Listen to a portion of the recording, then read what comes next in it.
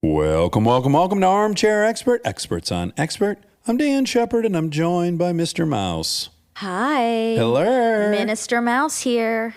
The Duchess of Duluth at your service. Somebody sent me a really cute left-handed mug that says Duchess of Duluth. You're kidding. Yeah, it's so cute. Oh my God, and left-handed. Well, yeah, they know what they're doing. They know what they're doing. Wow, that's really nice. We have a wonderful guest today. Wonderful. We really loved talking to her. It was in person. We could have done it for another 5 hours. We barely scratched the surface of the things we wanted to talk about. Truly. Her name is Dr. Maya Shankar, and she is a cognitive scientist who served as a senior advisor in the Obama White House, where she founded and served as chair of the White House Behavioral Science Team.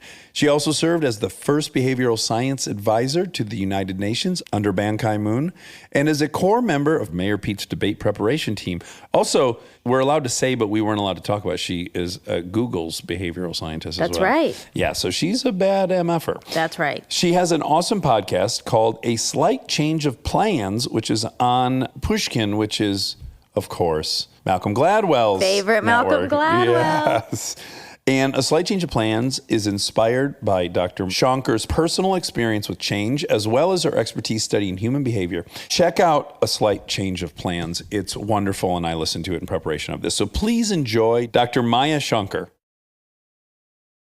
He's an armchair expert. He's an armchair expert. He's an armchair expert. But yesterday was did you already say? About Matt Damon, yeah. Yeah. Did you show her the pictures? No, I will. I have known Monica for 7 years, and I've never seen these looks on her face. Look, he's the love of my life. Like, I you know, know, I what love about with it. Obama? Come on. I was blushing every time I met with Obama. But Obama wasn't in person. Oh, it was virtual. Okay, yeah, his presence is, wow. I did get blessed by Michelle Obama once. She put her hands on my head. Oh, It was like really? 6 days before the 2016 election. So we were all freaked out of our minds. Sure. And we were having this goodbye party for staff, and she came over, and I just felt like, I'm not a religious person. Right. But I was like, I do subscribe to the Michelle Obama form of religion. Deity. If that's a thing, Yeah. I'm into it. I need to know this because one of the most fascinating aspects of the Obama interview was how sexy Monica found him. And then when she went and told all the other gals at the house, like their first questions were kind of like, was he sexy? And you were saying, oh my God, he's so sexy. And all the women were like, oh yeah, I know, he's so sexy. So I love that. He has that impact. So I just wanted to know, did you have a crush on him before I hear the story? Because I feel like it would help with me evaluating how elated you were. Or is that inappropriate because you worked for him? and he's It is married? inappropriate. Okay, great. Then don't answer. Oh my God, I'm so glad you said that. Yeah, it's definitely inappropriate. Wait, what did you say, Monica? I'm so glad she said that. Oh, yeah. Yeah. She's a boss.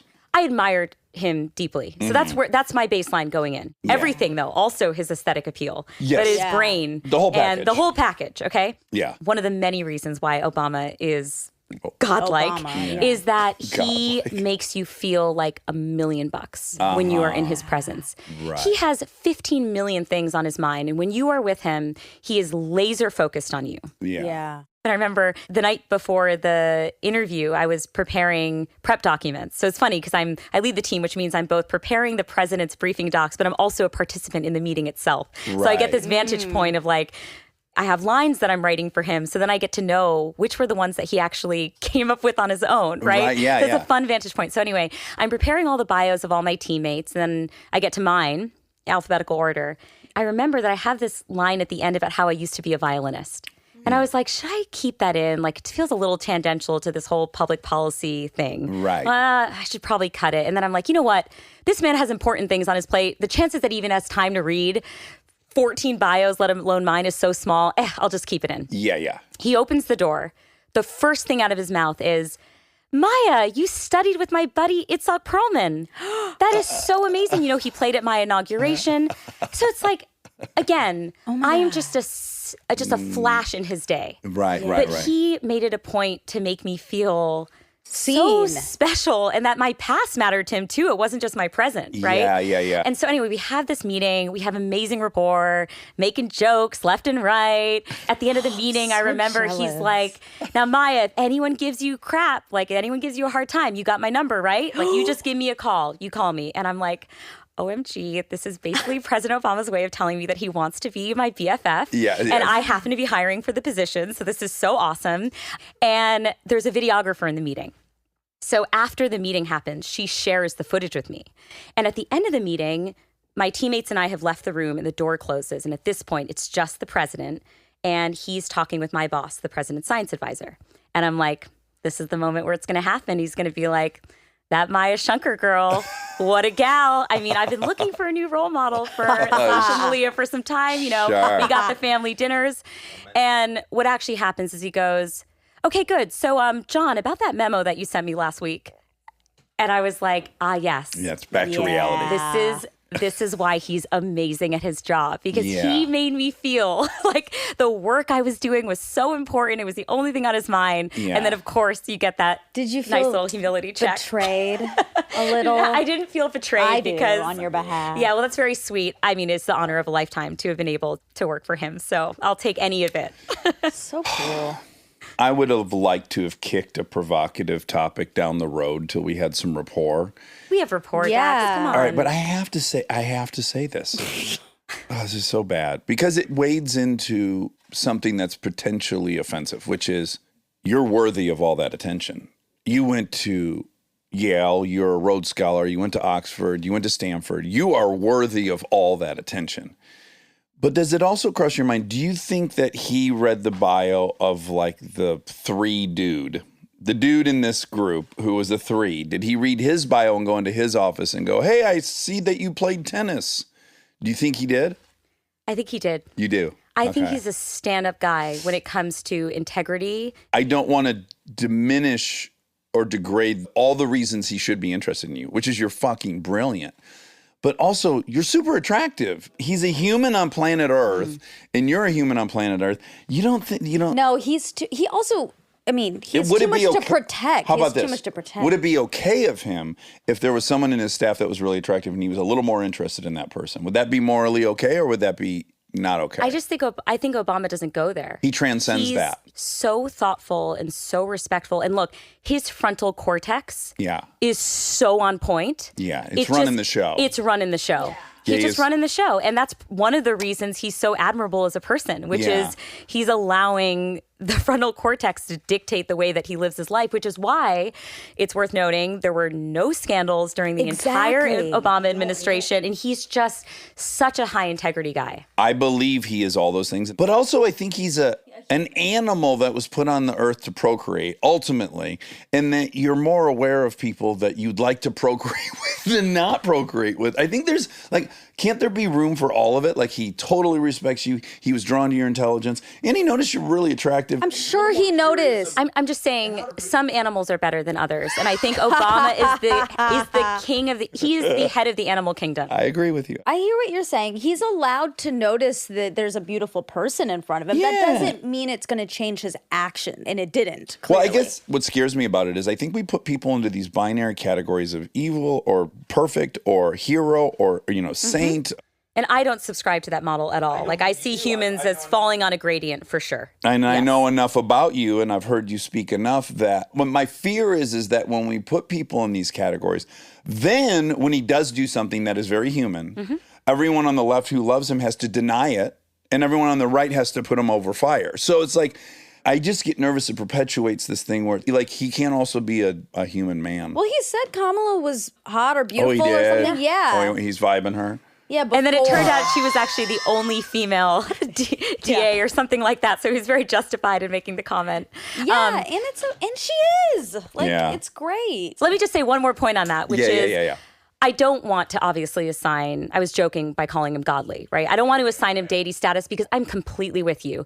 It is dangerous for us to see the world in terms of good and evil and saint versus sinner. Yeah. And when you label people, they feel so much pressure to defend that identity, to defend Yeah. that social identity that it can lead to overcorrections. It can lead to levels of caution you don't want to see in a normal person, like Yeah. all sorts of backfire effects. However, having engaged with so many amazing people in my lifetime, I will say he stands out from the pack. Like Yeah. you look at his biography, you look at the way he lives his life, and I really feel profound admiration. I completely agree. I think maybe a better way to have come at this would have been, hold on. Instead of trying to say whether or not he's attracted to people or trying to figure out what's going on in his head, I'll start by admitting if I admire someone greatly, and then on top of it, they're attractive, then it takes on a different weight in my own mind.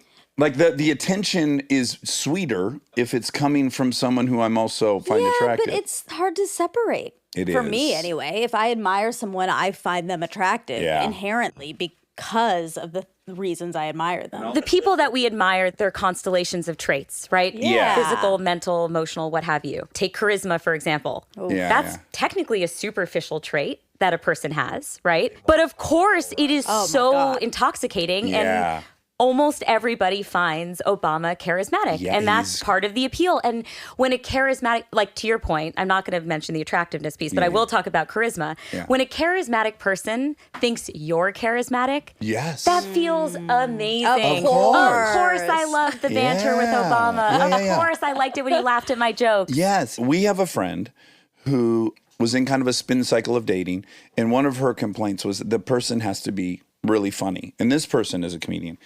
And I said, it is important to figure out whether it is that you actually enjoy being around someone that's funny so much and they're so entertaining versus I want to be acknowledged as funny by someone I admire as funny. So if it's all to drive your own ego and what you hope to receive praise from someone you admire, that's probably worth looking at. But is it a bad thing to assign more weight to a compliment coming from someone you admire? I mean, you admire them for a reason, which is you aspire to have some of their traits. You aspire to achieve some level of brilliance they show or compassion or empathy or whatever it is that the traits are. Yeah. I think it's a very reasonable thing to be like, yep, that compliment coming from Obama means more to me because I aspire to be like him. Oh, I would way rather Howard Stern tell me I'm a great interviewer than you. And I would way rather you tell me I have a handle on cognitive behavior than Howard Stern telling me that. Yeah, 100%. For sure. But then you got to ask yourself, is the opinion of any human more or less valuable than any other human? Yes, it is. It is. It Okay. is. Okay. I mean, I don't know. Maybe that's a non-good thing. Absolutely. Yeah. In the sense that it won't be the same person for everyone. But each person has a set of things that they're inspired by, that they're attracted to in another human being. And when they see those traits coming out of someone else, of course it will carry more significance. Well, from you're that right. person, If you set your course on some person that has all these attributes, and then that person tells you, you've basically acquired the things it is definitely a significant arrival moment. But I guess it's hard for me not to think in terms of comedy, because in the comedy world, people write a lot of shows. People are snobby about the shows they write. Oh, well, that's dumb comedy. That's lowbrow comedy. This is elevated comedy, blah, blah, blah. And often I take the position of like, human beings laughing is human beings laughing. You cannot possibly create a hierarchy of what is more important. So let's say that 30 million people are laughing at Big Bang Theory versus 1 million people are laughing at Curb Your Enthusiasm. I can't really take the position, Curb's better.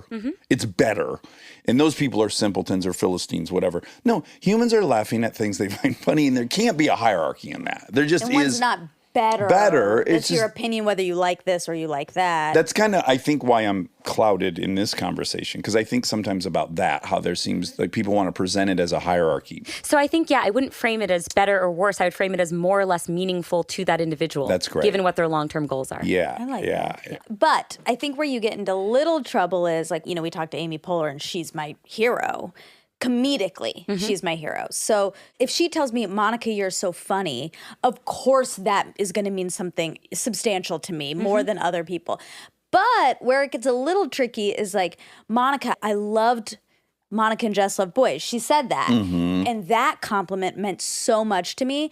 But maybe it shouldn't. Like, I've elevated her to this in all areas. Now in all areas. Yeah, she gets a halo effect across the board. Which is dangerous. Yeah, like if she said she loves your style, you'd also love that. Yeah, I'd be like, oh my God, it's not that she's like Diane von Furstenberg. Exactly. You should have But now I've made her, I put her on a pedestal, which can be dangerous, I think. Yes, I think that's right. Yeah, I try not to elevate any human to any status that's too high. I just think we all have our foibles. We all have our weaknesses and vulnerabilities. So I typically feel like I admire lots of people, but I also feel like I could probably have a conversation with them that was hopefully enriching on both sides. And I actually do feel sometimes, Monica, I know you feel this way, that like, as women, we're not supposed to say that we're self-assured and confident and that we do feel we could hold our own in a conversation with nearly anyone. Yeah. But maybe I'll just say it on your show. I do feel that way. Of course. You should. But, there's a lot of the gendered research saying if you say that, then you're viewed as this or that or whatever, overly You're confident. controlling or you're a bitch. Yeah, or whatever you're- those things You're are. not humble. I just had this conversation with Yeah. a friend of ours and you brought this up right before we started. Maya said that, I really liked on the fact check about the Obama episode, the pulling up the chair and stuff. She really liked that. Oh, she did. Yeah. Good. Yes. She created Armchair Expert along with you. Yeah. Did you think the debate was nuanced enough in that? I agree 100%. You should own the things that you own, right? So I agree with that. There's a broader global conversation if in the first 10 minutes with a guest, which I just did to you, you take the risk of potentially making them feel like they just put their foot in their mouth.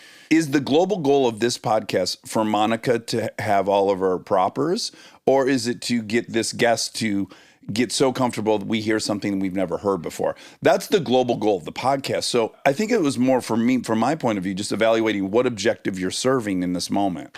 Yeah, I mean, I think, look, he asked her a very straightforward question, if I remember correctly. Yes. Yeah, Just like, how'd you "Tell get me in about that this." chair? Yeah. Yes. And she felt sheepish about answering that honestly. That's the sense that I got. Yeah. That in some way, and I think I fall prey to this too, which is it can be hard as a woman to own your accomplishments and speak straightforwardly in that way. And I wanted you to lean in more on that. And so I was grateful when you guys had that fact check at the end and you were like, you know what? I have a light regret about the way that I framed my contributions to this. And can I make a point that I believe would be on your side of this debate, which is, yes, Monica as a human being should not prioritize this person's potential embarrassment over her truth.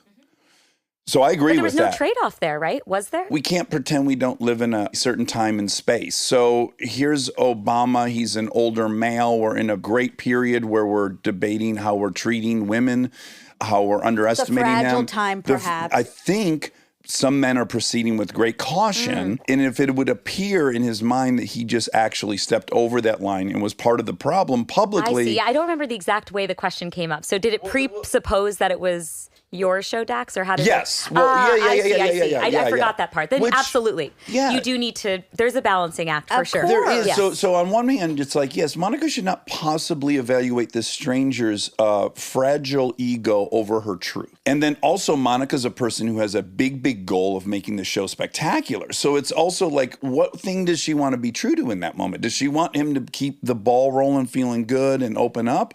Or does she want to, in the first 10 minutes, get him insecure? He might have just made a big public faux pas. Again, I think, and you know him, so you may be able to tell us, I think he would be like, Get it, girl. hell yeah. Yeah. Like, I think Yeah. he would have appreciated that more than not. But sorry, we got off sort of on a tangent. The reason I brought this up is because our friend, our male friend, listened to this episode. He listened to the fact check stuff and he was like, Monica, I'm really glad you didn't say that. And I was like, why? And he was like, well, it's always good to like sound more humble. And I'm like, not for women. I don't think so. What do you? Well, actually, I mean, this is a debate that I had with Adam Grant on my podcast, A Slight Change of Plans. He was talking about the silver linings of imposter syndrome and how, why do we treat it like a syndrome? And actually, there's It motivates research you showing, it makes you more conscientious about staying up to speed with your craft and learning the latest and working hard. And I said, what were the demographics of that study? Yeah. Were populations of color included in that study? Were women included in that study? Because when you're looking at certain communities, they fall prey to things like stereotype threat, and they're starting off in an unreasonable place relative to their actual potential. I'm anxious about the idea of going on the road with like imposter syndrome's actually good because I don't feel that applies. And I joked with him. I was like, I feel like the actual rallying cry should be imposter syndrome is good, comma, white men. And everybody else, nope, keep boosting it. Because I've studied stereotype threat and I've studied how that can play communities of color and how harmful that can be for people's long-term outcomes. Yeah, and this is kind of my critique of all books that come out with any prescription for how to either feel good, be healthy, do anything. We're too variable. Humans. Absolutely. So, right, I do think you're right. Like, imposter syndrome for me is probably fantastic. And then it's probably crippling and anti-productive for any one of a marginalized group. But maybe not everyone in a marginalized group. yeah, so that's the yeah. importance, right? We need to assume there's also heterogeneity within groups, right? Yeah. I was talking just now, it hasn't always been the case. I don't want to pretend I came out of the box super confident, but like, yeah, I'm a fairly confident person. And it's hard for me to say that too, right? We just talked about why it's hard to actually say that. It feels very empowering to say that, Yeah, though. good job. But I do think it's important, to not see groups as homogenous and recognize that there isn't this one size fits all approach. Actually, Dax, exactly what you just said was part of the motivation for me creating my podcast, A Slight Change of Plans, because the answers don't lie in a textbook around how to navigate big change in your life. You can't just be like, yep, I'm in the throes of addiction. Let me open up to page 90. There's my answer. There's my Dax personalized answer. Right. So I realized the science has been insufficient in giving us all the answers because of exactly what you described, which is that every person is a cluster of genetics and environment and experience. A ratio and of which we actually don't even know yet. Absolutely. Yeah. The ways that we even process our own experiences, the narratives we tell ourselves, the ways that we've tried to fit adversity into our storytelling. Like, there's so much complexity in how we process things that my goal was in many ways to marry, some of the science. The science has something to say on change, but the power of people's stories. Because I feel like you can listen to my episode of Hillary Clinton and then Monica can listen to my episode of Hillary Clinton. You're going to take away completely different things from her. As you see that medicine is starting to get, I remember when my stepfather was dying of prostate cancer, they were starting to map the patient's genome to figure out what medications would work best with their genetics. So it's like, that's where we're heading, where I will first get my shit mapped and then they'll tell me every single thing that'll work great for me. And that's just happening. Like that's around the corner even. And that's by comparison, a very simple equation versus a human exhibiting a personality with their trauma, with their history, with their genetic, that whole combination of things. So like on the social science side, we're much even further from that. Absolutely. Yeah. I mean, when I was at the Obama White House, there was a whole precision medicine initiative that was doing exactly what you described, which is like, can we tailor mental health drugs? Can we tailor, psychiatric drugs? But we're so far away from getting to that point. And you know what pisses me off about that is that it seems like the general consensus in the population is, instead of understanding of that, like, oh, this is a very evolving field. And we're learning. I think because there's errors, people want to throw the whole thing out. Yeah. Like they don't see it as something that's progressing towards truth as much as a bunch of failed hypotheses. Yes, it's incremental. In the same way that a driverless car will have some accidents and we can't freak out. The 9 people who got the vax and it didn't work. Exactly. We have to be forgiving when there are errors. I mean, this is an extremely complex system we're working with. It would be profound if we could make any inroads in this space. I almost feel like we should approach the whole enterprise with so much humility and gratitude that we're at a moment in science where precision and personalization is even possible. But I will share a personal story. I got permission from this person to share this. A dear friend of mine, he lost his daughter tragically in an accident just like 2 months ago. And I was visiting him and his family, and he looked at me and he said, you know, Maya, we don't know shit about grief. Everyone's telling me how I should feel, how I should respond, who I should go talk to, who my therapist should be. I should read this book and not that book, and this one's got it and this one hasn't gotten it. And he's like, that is not working for me. I, given what I know about myself, have to create my own plan to move forward. I need to account for my own personality. And he was checking off, here are the things I've decided that continue to bring me joy every day. Here are the things that I'm going to be doing for myself. And they're not in any book. And it taught me this valuable lesson, which is, I study behavioral science for a living, but at the end of the day, it will always fall short in giving a individual person. We might have population level conclusions we can draw, but when it comes to prescribing an individual recommendation, that's really hard. I'm always singing the praises of AA, but one thing I'll say that I think is so awesome about AA is you are encouraged while there to find someone that has what you want and ask them how they got it. And the best part of doing that for me is first recognizing who has the same personality type as me, who has a real issue with authority, who's a cynic, who had that. And now what did they do to find contentment and happiness? And that's on the menu there. That's not on the menu most of the time. And I think it scares people. We'd really love to have an answer. We'd love to have a prescription for how to deal with grief and not have it be individual, not have it be like, okay, I have to look inward and I now have to figure this out. Like that's hard for people, especially when people who are in the that middle moment, of it. yeah. I mean, it feels very helpless for everyone. Yeah. I think it is so reassuring to hear from other people that the stuff others might be telling you to do in your life, if it's not working, it's okay. Yeah, it's Yeah. not your fault. And that's relatable. It's not like there's something wrong with you. You're or not just failing. You haven't. Yeah, you're not failing. Yeah, it's yeah. that the system has prescribed a path that just doesn't actually work for, any given person. And it's funny because we take on this like personal responsibility layer in that realm. If you go to the doctor and the doctor goes, I'm going to give you something, mycin, you're going to take that and that's going to clear it up. When it doesn't clear it up, you don't go to the doctor with shame. You don't return with like, my body wasn't good enough to use this, I guess. But all the other things, they feel like personal failures. Like, they told me I should make a gratitude list. Well, I've done it for 2 months and I feel like shit. I must be doing something wrong. Well, no, maybe that's not the thing for you. That's not exactly. No, I think that's totally right. Okay, so oh my God, there's so much I want to talk to you about. Do you have 6 hours? Yeah, Is that- like 5.5. okay. I Okay, think. perfect. Yeah. I think behavioral science deserves an explanation. Sure. It's the study of how the mind works. It's the study of how we make decisions, how we develop our attitudes and beliefs about the world, what makes us feel certain things and other things we don't respond to, how we change our minds, why we don't change our minds. I mean, it's just an umbrella field that is about the way that we move about in this world. And I think the reason I'm so fascinated by it and the reason why I was drawn to this space is that the science teaches us that there are some really surprising factors that influence our judgments and our behaviors that operate outside of our conscious minds.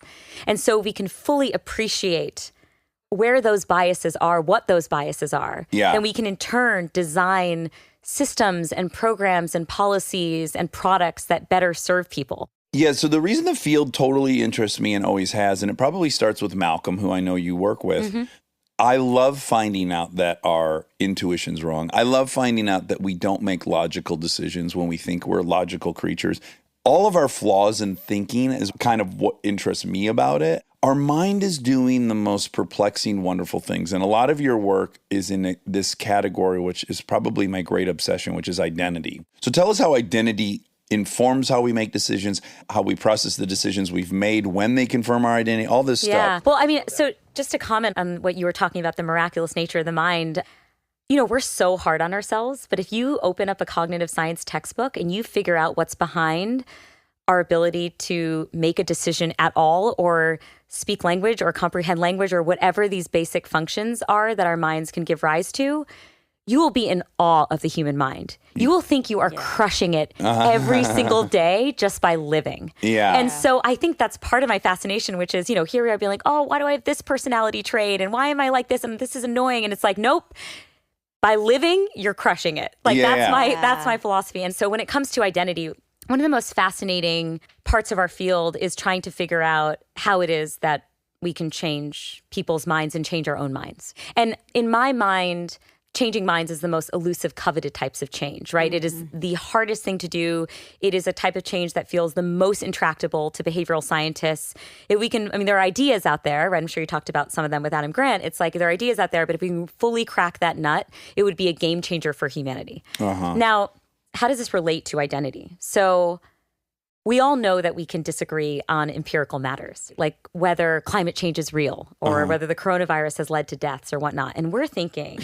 By the way, whether a fucking dress is blue or gold. Or whether a dress is blue or gold. Yeah. That's more forgivable than some of the other but ones. But at least that's something someone's experienced. Like, wait, you're sitting next to somebody. This can't possibly be subjective. Again, I think that the dress color thing is totally reasonable and tracks with how the visual system operates. And I'm down with that. What I'm not is down with people denying what data shows, right? However, what we know from research, and this comes from an area of research called cultural cognition, is that we don't develop our attitudes and beliefs about the world based entirely on facts, using just facts, right? Of course. Yeah.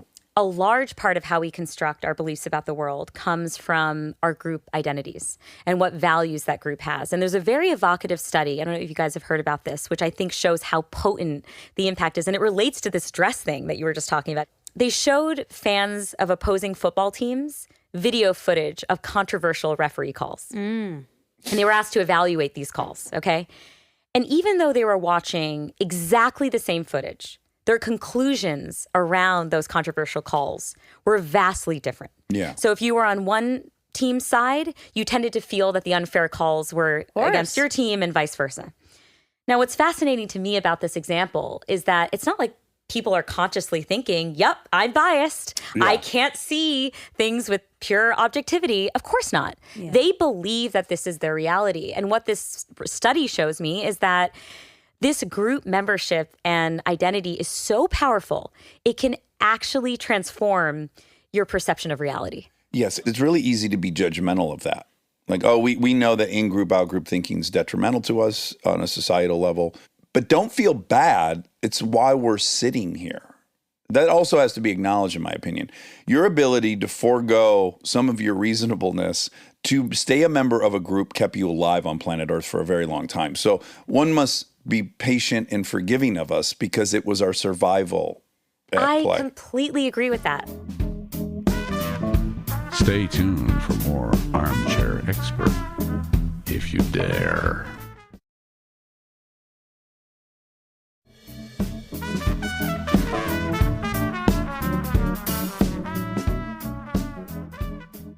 I always say that when you're a cognitive scientist and you understand why it is that people cling on to their beliefs, it is the greatest empathy builder out there. It is so hard for me to judge people for their views now that I understand the psychology behind it. Yes. And I understand that, we'll walk around the world and say, it's just a damn piece of cloth. Like, wear a mask. I promise you, this is going to keep you safe. Yeah. And you get exasperated and frustrated and anxious about it. And then you realize, to a person, wearing a mask can carry huge symbolic significance. And it might potentially threaten their group membership and allegiance, which, of course, to your point, Dax, they hold sacred. Yeah. Because we are social creatures. We thrive on feelings of belonging and membership and aligning ourselves with people who share our values. It's why gossip is such a productive thing that we do as humans, because it reaffirms our shared values and allows us to see those that we agree with. And police unacceptable behavior within our group. Yeah. Yeah, it's so subjective. Even so, you admire Obama. He's attractive in all ways. And your father was a professor at Yale. And so, yeah, I could maybe predict that. Now, had your father been a mechanic in town, you might think Jesse James the fabricator is the coolest dude in the world. So it's like even this thing we might think are like, well, these are objectable qualities someone should be attracted to. Horseshit. You're born in a different house. Your dad does a different thing. We don't know. It's a wonderful thought experiment. And again, I think an empathy builder to ask yourself, what if I was born in a different country? What if I was born to a different family? What if I was born in a different time frame? Yeah. How would my beliefs about the world change? And I think that, one of the dangers that we fall into is when we too closely associate and tie our identities not just to our opinions about things, but to our values. I think there's danger there because values can be off and values can be very culturally dependent, context dependent. And I think it's really important for us to compel others and ourselves to revisit what those values are at times. Yeah. Without shaking one's full sense of self. You don't want to be revisiting your values every day, because I think the reason why we fight that thought experiment is it makes us uncomfortable. It's like, wait, no, I can't challenge my values because that's so crucial to who I am. If you take the time to empathize and understand the other person's point of view, there is some fear that you will lose yours. Absolutely. So when you imagine you being the person who grew up with different values, not someone else, it's just you, me, Maya, growing up in a slightly different environment, it can make you feel far more open to changing your mind. I think it's helpful to be someone who's moved across different places. Like I grew up in Georgia and now I'm here. If I had just stayed there, it's very, very, very small change in my life, I would be a different person. I would have different values. I would maybe still have the same core ones, but they'd be variable. They'd be different than they are now and cemented in a different way. And that's just based on one decision I made. Yeah. So every decision you make affects the way you think about everything. I experienced that a ton. And I think most people who have moved somewhere that's radically different culturally has this where You go there at first, you're like, LA, everyone's obsessed with how they look, blah, blah, blah. I have all these things. Then I don't even notice it. And then by God, I'm sucked into it. And then I go home to Michigan and I'm just like, oh, wow, yeah. I didn't know one person who exercised growing up. Oh, that's interesting. Oh, I didn't know one person that. Yeah. And then now you feel more like an outsider from where you're from. So anyone who's like had that experience, that's telling. Yeah, and I see this with my relatives in India. Monica, I don't know if you experienced this too, where I think in America, we assign so much sanctity to life as a thing. It's like life and death, that's the dichotomy. And in India, there's, at least among my relatives, a much greater focus on suffering, around quality of life. And so in terms of what's important to me, in terms of my value system, they've been very impressionable. And so I've started to shift more towards caring about suffering as I get older and as I have more of these conversations with folks. That's so interesting. My family's not like that. Can we completely detour for Of half course. a second? One bit of cognitive dissonance I have with India, which is I have this great obsession with it. I think because I'm friends with Monica. I believe that's where it started. I watched the Bad Boy Billionaires on Netflix, Bad Boy Billionaires of India. At any rate, there's this interesting dichotomy that I like that I'm observing, and maybe I'm wrong and I'm simplifying, but like the Bhagwan. He's a spiritual leader. So many profound things to say, so much humility. Part of it for them is like they drive Rolls Royces. He had like 25 Rolls Royces. And I found this is kind of a common Bhagwan thing in India, that the spiritual leaders can also exhibit great opulence and ostentatiousness. I'm fascinated by that dichotomy. Does that ring Like true? something Am I pure mixed with oversimplifying? something very materialistic. Yes, like something that seems like, yes, some very spiritual truth coupled with this very worldly material possession, and how culturally that's totally not frowned upon. As an anthropologist, I'm curious about that. I think there might be salient examples in your mind that are rooted in India, but I think we see these contradictions in people anywhere. Well, yes, right? but they're called contradictions. So like when Yeah. you have these mega church parishioners who also fly private jets, Yeah. John Oliver exposes them for an hour and we all You're laugh at saying them like, you don't feel like judgment is passed. there's no in the judgment. It's India kind of like, it's context. like Okay. celebrated. It's Like, accepted. yeah, good. He is the spiritual leader Yeah. of this thing. And he's telling you better believe he should have 13 Rolls Royces. Like, that little hiccup to me is interesting. That's seen as hypocritical here. If you're a spiritual leader who has profited greatly and you're Yeah. flying around on a private But there's jet. also tons. I think maybe, those are the ones that maybe get global attention, but there are tons of spiritual leaders there who are, walking Living the an walk. aesthetic life. Yes, Yeah, yes. exactly. Yeah. The Gandhis of the world. yeah. I think maybe what you're getting at is, I think America has a purity complex problem, Okay. which is that we look for purity in others. It's like it's the Yeah. concern you were articulating earlier about, oh no, if we build up Obama to this like perfect God, and then there's even one little mistake, they fall from grace. And so we tend to do this binary thing. And I prefer to see people along a gradient. And so, you're allowed to have good traits and bad traits, and they mix, and you can have contradictions within Yeah. you, and that's fine.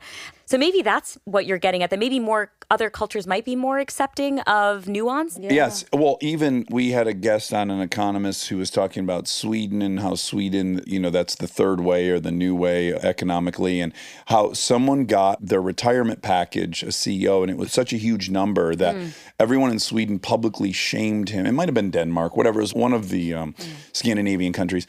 Shamed him publicly to the point where he gave the money back. Wow. Now, that's just a fascinating cultural aspect of that area that I'm interested in. And by the way, when I bring up the thing about the Indian spiritual leaders, I can promise you it's like through an anthropological lens, which is like, I have no judgment of it. It's just something I've observed, which is like, oh, that's fascinating. Their spiritual leaders can also be like really flashy. Yeah. Anyways, that was a useless detour. But to the identity thing, so I was listening to your episode with this guy, Scott, and again, your podcast is A Slight Change of Plans. Scott is an individual who has, for his whole life, seemingly been obsessed with preventing untimely death. And diminishment. And he has eaten vegan forever. He works out. Like he's Intermittent fasting, high intensity interval training, adds turmeric and chia seeds to his food. I mean, he's bringing Indian vibes into his day-to-day life. Yeah, 100%. Drives a Rolls. And lo and behold, he ends up with this 1 in 350,000 people get it type of cancer. And now I want you to wade into what you know scientifically. You have a PhD in this, but How old are you? 35. I wanted to ask that so bad, but I wasn't allowed to. Well, I am, and I did. Okay. Okay. I don't mind being asked my age, but I do know that that's a thing. Yeah. Well, just because you've done so much, it feels like you should be 50, and obviously you're not. Anyway, go back. Okay, back. So identity, I have this theory and I can't anchor it in anything. Yeah. Which is, because I'm not someone who believes in metaphysical stuff and I don't believe in God. And I don't think things happen for a reason. Yeah, me either. Yet, when I've had an identity anchored in certain things, lo and behold, those things happen regularly and confirm my identity. My one case I'll just give as a quick example is I thought if you listed the top 3 things you liked about me, in that top 3 list would always be, I feel protected around him. And my wife told me at one point, I don't feel more protected that you're that way. I feel more in danger. When you're around, anything might happen. And I was like, holy shit, that's opposite of what I thought it was. And I got to change that. Yeah. When I stopped thinking that was a top 3 reason people like me, I stopped seeing all the stuff. And my wife could tell you this. Once a month, we saw a dude from the gym yelling at an old lady at a traffic light in the car and banging on her window. Like, I saw this stuff all the time and I had to get involved all the time. And I no longer think of myself as that way. I don't know. The world hasn't changed. It couldn't possibly have changed. I don't see any of that anymore. It's not around me anymore. That's very suspicious to me. I don't understand it. But I couldn't help but think this guy, Scott, with that great obsession he had with not getting cancer, is there something in the world that can explain how we can manifest our fears? I'm allergic to the word manifestation. You are. I Tell me. apologize. Okay, great. No. As a scientist, I can't subscribe to that for a few reasons. One is I just don't understand what the mechanical properties of that would be. But more importantly, just look at the world and how much suffering befalls really great people. And it will make you question whether this manifesting thing. Sorry, I probably alienated like tons of that's your listeners, but opinion. I just have to share my opinion, which is I don't believe in manifesting. I don't think we can will things in any cosmic sense. I don't think the universe cares about me, Maya. Okay, I don't think the universe has a plan. I don't think I can talk to the universe. None of that. However, there are 2 traits that are very characteristic of humans that I think propel us forward in these moments of adversity. The first is we are natural born storytellers and narrative writers, right? When an experience happens to us, like Scott getting the stage 4 bone cancer diagnosis in his 30s and leads him to have to amputate his leg and get 18 administrations of chemotherapy, when it doesn't track with his experience to date or his sense of self-identity, I think it is a very natural human instinct to try to justify that experience by making it make sense. And he said this very matter of fact, but also very poignant thing to me. He said, Maya, it would be a tragedy if my body was deteriorating and I was also becoming a worse person. Like if my personality was also getting worse. So I need to make this work for myself. I need to become a better person through this. So I think one thing that can help those of us, like, look, I wish I thought things happened for a reason. And I wish I believed in manifesting because I think I'd probably be a happier person because I would believe that I had more agency and control in my life than I do. But I always find some solace in the fact that I know, even with the particular way in which my mind is wired, it is still very susceptible to this insatiable desire to build a narrative out of my life and to try and find meaning or silver linings in experiences in order to justify them, to not feel like we are living in a world that is as random as it actually is. Yeah, so I agree with you. So I think most of our actions in life are attempts to confirm our identity. So we're telling people we're this, and by God, we got to kind of demonstrate that we are that. So I agree with that. I would draw a distinction between manifesting and cosmic in that your subconscious, which I don't think we understand all that well yet. I don't think we're there. Your subconscious, just give an example. You're driving down the road in the car. You're doing everything one needs to do to operate the car, but you're not aware of it. So you're making tiny little micro adjustments to the steering wheel. You're adjusting the gas. All that stuff's happening in the background. It's running in the background. I think it is possible that this mechanism that runs in the background, our subconscious, can do a bunch of stuff that we don't know about yet. And in that way, the subconscious can manifest all these weird things. It can take steps that we're not even aware that we're taking to confirm our identity. But why are you using the word manifest? That's my question in that situation. Like, sure, our subconscious thoughts can precede our conscious thoughts. Like there's a processing that happens in the mind and one transitions from brain already knows I'm going to lift my left hand up before my conscious brain has registered that. But why do we use the supernatural word manifesting? Oh, so maybe we have a different definition of manifest. Okay. I'm talking about manifesting in the way that like The Bachelor might use the word manifesting, the TV show. Or Okay, be the careful. I Be love careful it, I now. love it. You're on very I shaky love The ground. Bachelor. I'm sure you do. Yeah, I yeah. interviewed with Nick Viall this morning Oh, for you Viall did? Files, okay? Please do not think in any way that I am not a super fan of The Bachelor. We will talk about the season and Katie and Greg and Great, all the I'm people. behind, I'm behind too. I'm behind too. Okay, sorry. So Good. anyway, I just didn't want you to piss Monica off inadvertently. If you're going to be critical of The Bachelor, I just have wanted to watched warn you. almost every season. Okay. It is Yeah. my go-to. And I recently got my husband into it. It's wonderful. Oh, okay, wow. so we have a bonding situation going on. I'm talking about in that sense of like, well, I just hear it all the time, this word manifesting, which is like, if I put it in my journal, if I write it, it will happen. Can I give you an example of manifesting? So Eric has a great, great fear of losing his money. Okay. And because he has this great fear of losing his money, he tries to diversify the money in all these different abstract ways. One of them being like, oh, I'll have some gold. I'll have gold somewhere, and that'll protect me from when everything else collapses, right? So it's this big preoccupation that he's going to lose it, he's going to lose it, he's going to lose it, and he's diversifying.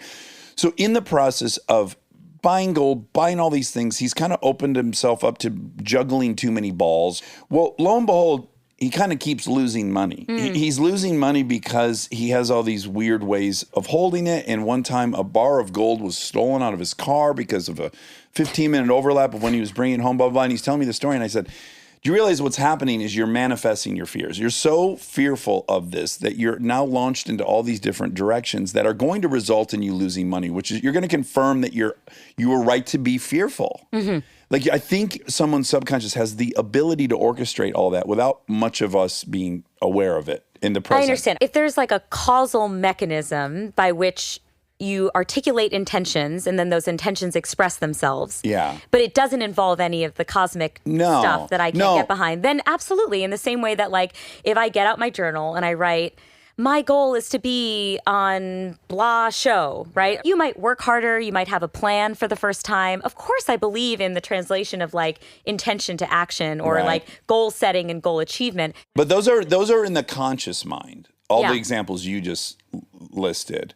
I guess I'm making an argument for that perhaps the subconscious mind is capable of many, many things we don't yet understand. If you just look at like what they're learning about when we talk in person now, the levels of oxytocin that change, all these different biochemical reactions we have to each other in person, that feels metaphysical 35 years ago. But 30 years ago, it would have been described as energy, but now we understand mirror neurons and we understand that. Yeah, is my subconscious brain responding to the fact that I find you to both be very warm people, and in turn, I feel like I can open myself up and I can also be warm 100%. Yeah. I guess maybe it really just comes down to how we're defining manifesting. Yeah, I don't think there's a supernatural. Yes. Okay, great. Then we're on the same page. I think that important delineation maybe between various ways in which manifesting is described is I believe the subconscious mind obviously can inform the conscious brain and psychology in profound ways.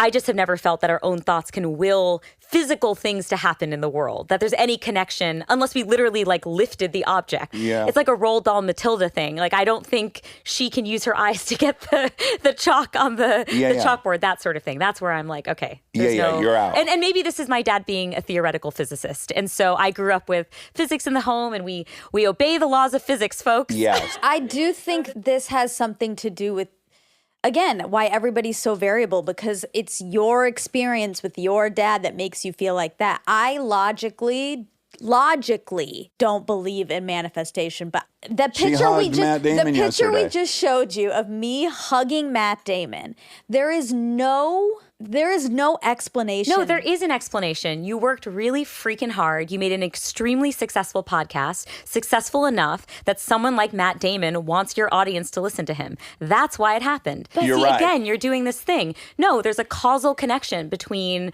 that you are maybe articulated in your head back in the day, Matt Damon, and then you Yeah. built an empire. That's why it happened, Monica. That would be my assessment of why it happened. But what about like even weirder things? Like, you know, I would watch Kristen. I was like, oh my God, Kristen Bell, so long ago. Yeah. Like, oh my God, Kristen Bell.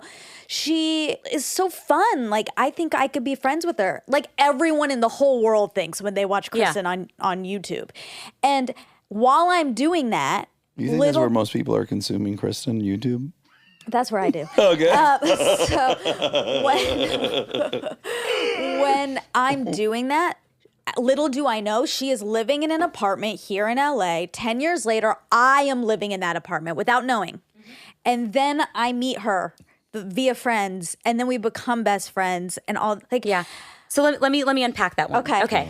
So you need to consider the denominator of all thoughts, not just the numerator. So you are cherry picking examples of cases where you had this immense crush on this person, Kristen Bell, and then, oh my God, I ended up as her babysitter and then I built this empire. How many moments of crushes have you had? What is the denominator of experience? How many times have you watched YouTube and been infatuated with a star and nothing ever happened with that star? That star doesn't know who you are. You don't know who that star is. The second thing I want to say is, from whose vantage point is this manifesting happening? Because like you said, millions of people are watching Kristen Bell having exactly the same response, and they're not sitting in an attic with Dax Shepard right now, right? Yeah. So my question is, Why do you have fate and they don't? absolutely. Yeah, It's like we like to believe we're the protagonist in the film. Yeah. We manifested it. It happened to us for a reason. It's like, from whose vantage point? Yeah. So I want you to, every time you have that instinct, just challenge yourself and be like, how many other Kristen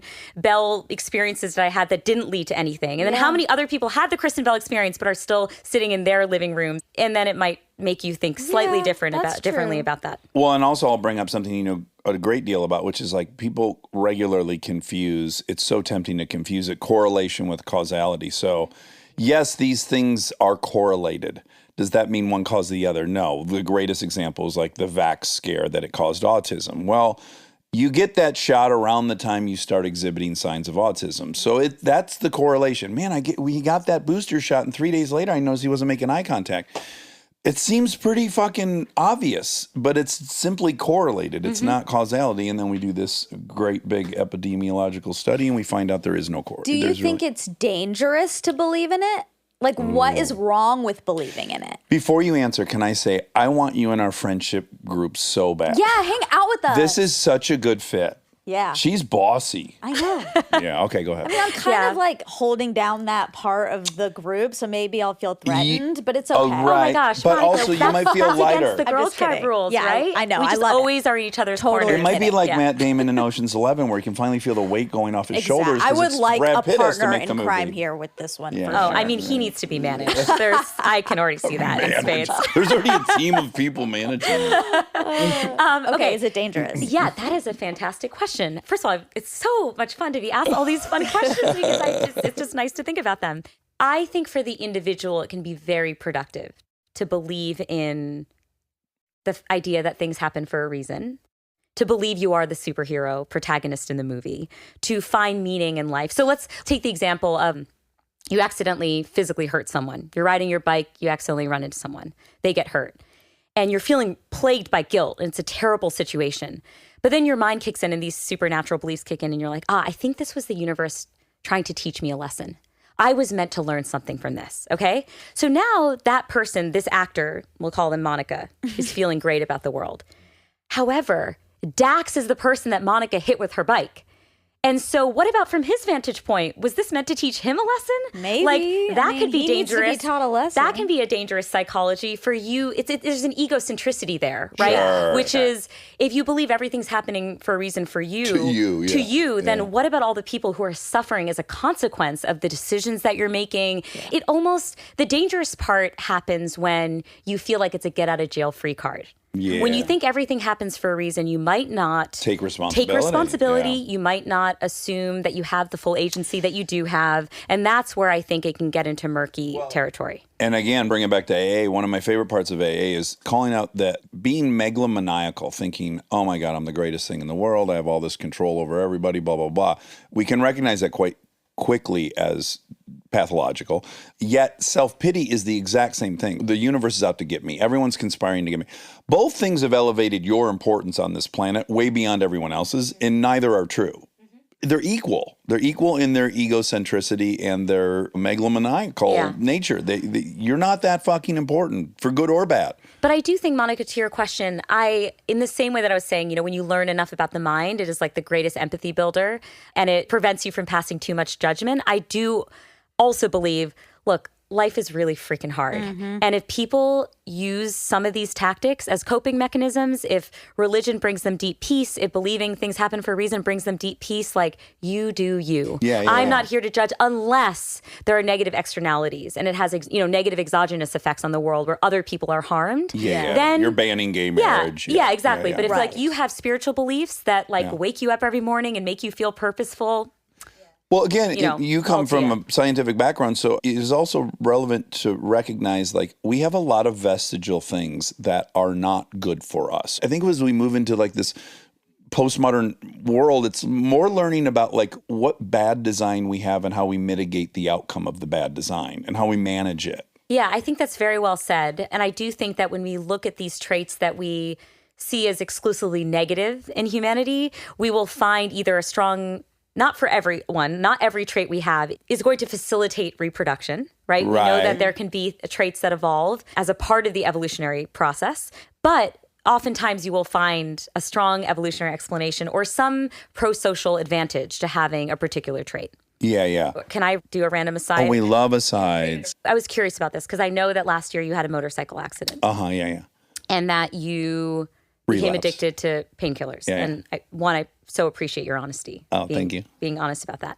I'm curious to know, when you went to the doctor that day, how many pills they prescribed to you as part of your first dose. Do you remember? Like in that first bottle that you're getting, right? How many weeks of medication are you getting? How many pills are you getting? Oh, I think you're getting like 4 days at a time, maybe. So like the first, well, I got to go to the second surgery because that's when it was much more extensive. I want to say there was like 60. Okay. And I'm supposed to take 2 every 4 hours. So there's 16 hours I'm awake. So that would be 4. That'd be 8 a day. I don't know. So I guess it's supposed to last 4 to 5 days or something. Okay, so you got 60 pills or so. Yeah. Okay.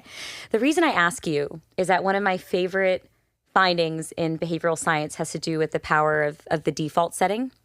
So there was this study they did. Obviously, we're in the middle of an opioid epidemic, right? There's lots of factors. But one of the ways that we could potentially design better solutions to help mitigate the creation of a problem for certain people is in that moment in the doctor's office where that doctor is first prescribing your initial dose. And what they found is, usually doctors will use some sort of software system to make the prescription. And there's a preset number of pills that's listed in the system in that little blank field. So it'll be 30 pills, let's say, okay? And that's the default. That's in there. If you don't change anything, that's the number that's going out there. And these researchers modified that number. They reduced it to 12 in the system. So now the default number is 12. And what they found is that by making this subtle change in what the default number is, they reduced opioid prescriptions by 15% across the hospital system. And the reason why I find this example so powerful, and I was curious about how your doctors were engaging with you, is that 30 is not going to be the right number for everyone, but it's serving as a profound anchor for doctors. They're getting cues that this is the social norm in the space. It's appropriate to give this amount, but it's not the most conservative number. And what this study showed is that when you force doctors to engage in that moment of reflection, where they're seeing a number that might be lower than they're used to seeing, but it is lower so that if you don't do anything, the default goes through, that moment of reflection leads to a lower opioid prescription rate. And that's a nice example of we understand the power of the default, and then we can manipulate the default number to lead to better health outcomes for people. Yeah, and then just to add to that, to give some sympathy to the doctors, which is like for many years, that was the default. The default was like, don't give those out. Then you have this huge PR push by Purdue, big tours of renowned doctors saying we are under prescribing people in this country. And then so the pendulum swings. And then it swung into insanity.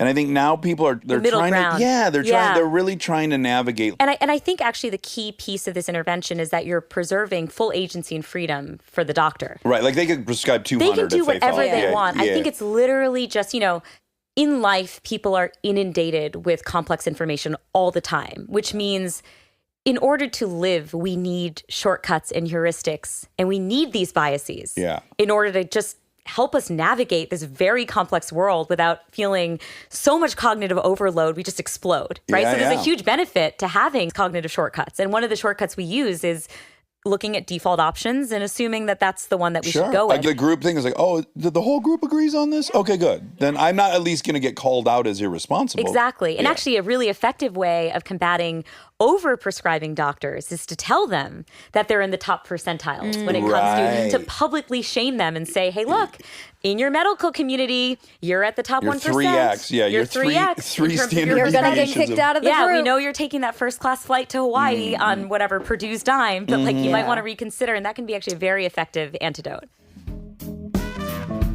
Stay tuned for more Armchair Expert, if you dare.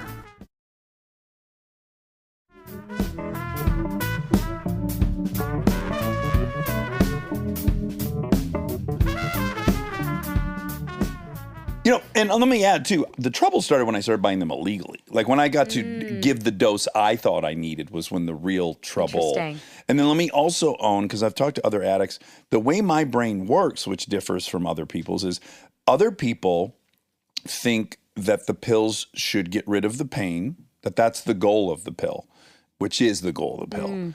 But the way my brain works is like anytime I do something uncomfortable or terrible or I sacrifice, I deserve a reward.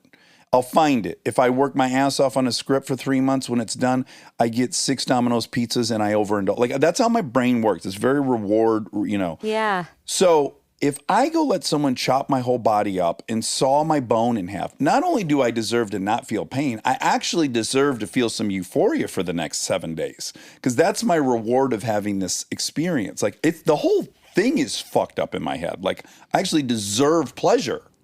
I don't know why you have to say that it's fucked up in your head. Well, in that it leads me to very bad places. But I feel like using slightly more compassionate language, even in this moment. Yeah, I would hate be- myself. I would could be show you some productive. love and compassion I can't show myself. Yeah. But it's a bit of an entitled Yeah. way to go yeah. through life. You deserve things. Yeah. Well, if I suffer, I must suffer first. But you are also manifesting the suffering. You could argue that, yeah. I Yeah. mean, I really don't think I'm crashing intentionally because I'd gone 17 years without doing Yeah. it. But I would say entitled is me sitting on the couch going like, I deserve euphoria. Oh, I know. Yeah. I'm not Yeah, saying that's that, fair. but, That's you know. totally fair. Yeah. But like anytime I suffer, there had better be some big reward. Like I'm a little baby that way. Like, where's my reward? It's a little Yeah, childish, it's but bratty. I think I guess it's bratty. Yeah. But we all kind of do it like, oh, I'm having a bad day. I want need ice cream. Yeah. People can relate to Yeah, that. exactly. My boyfriend dumped me. I'm going to eat 17 pints of ice cream. Wait, how's that going to help with any of this? I wanted to loop back on one point regarding Scott's story. Because you were asking about identity. One thing that was really powerful about Scott's story is, like you said, he really attached himself to being a health nut, obsessed with fitness, to his physical appearance. Yeah. And suddenly, his leg's amputated and he has a limp because of the vertebra that was removed from his spine, and he has a piece of his tibia removed, and he's in cancer treatment. He's lost all of his hair. And he was very honest about the fact that vanity was playing a role in some of the I psychic loved costs, it. which I loved that. I loved hearing that from a guy that, like, actually, he says at one point in the interview, I'm more concerned with losing my six-pack on any day than I am about dying. And first of all, I love that honesty. But the thing that really struck me, because this is, again, corroborated by some of the science, is that he said this experience has allowed him to see his identity as more, quote, negotiable than he had before. That these things that he thought were so core to who he was maybe aren't as critical as he thought. And I felt that play out in my own life, which is, when I was a youngster, I was on the speed train trying to become a concert violinist. If you'd asked me as a kid, like, who are you? I'd be like, I'm a violinist. And then I'd be like, oh, I'm also Maya. That would have been the sequence. That's how much the violin meant to me. And to this day, like, my right shoulder slightly elevated relative to my left, and like my spine slightly curved. Like I literally grew into the ergonomics of the instrument, because that's how many hours I spent going like this every day. So it defined me.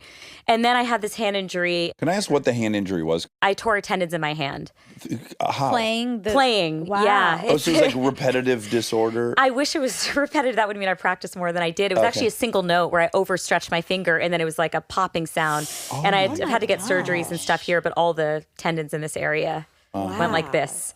And, maybe if you're just living normal life, that's fine. But when you need the agility that's required for being a concert violinist, then of course it can have a big impact. So anyway, I'm told I can never play again. And when you're a kid, I don't feel like, well, at least I wasn't precocious enough to ask all these existential questions about myself before this. I just like went about my life and I was playing the violin and that was great and I loved it.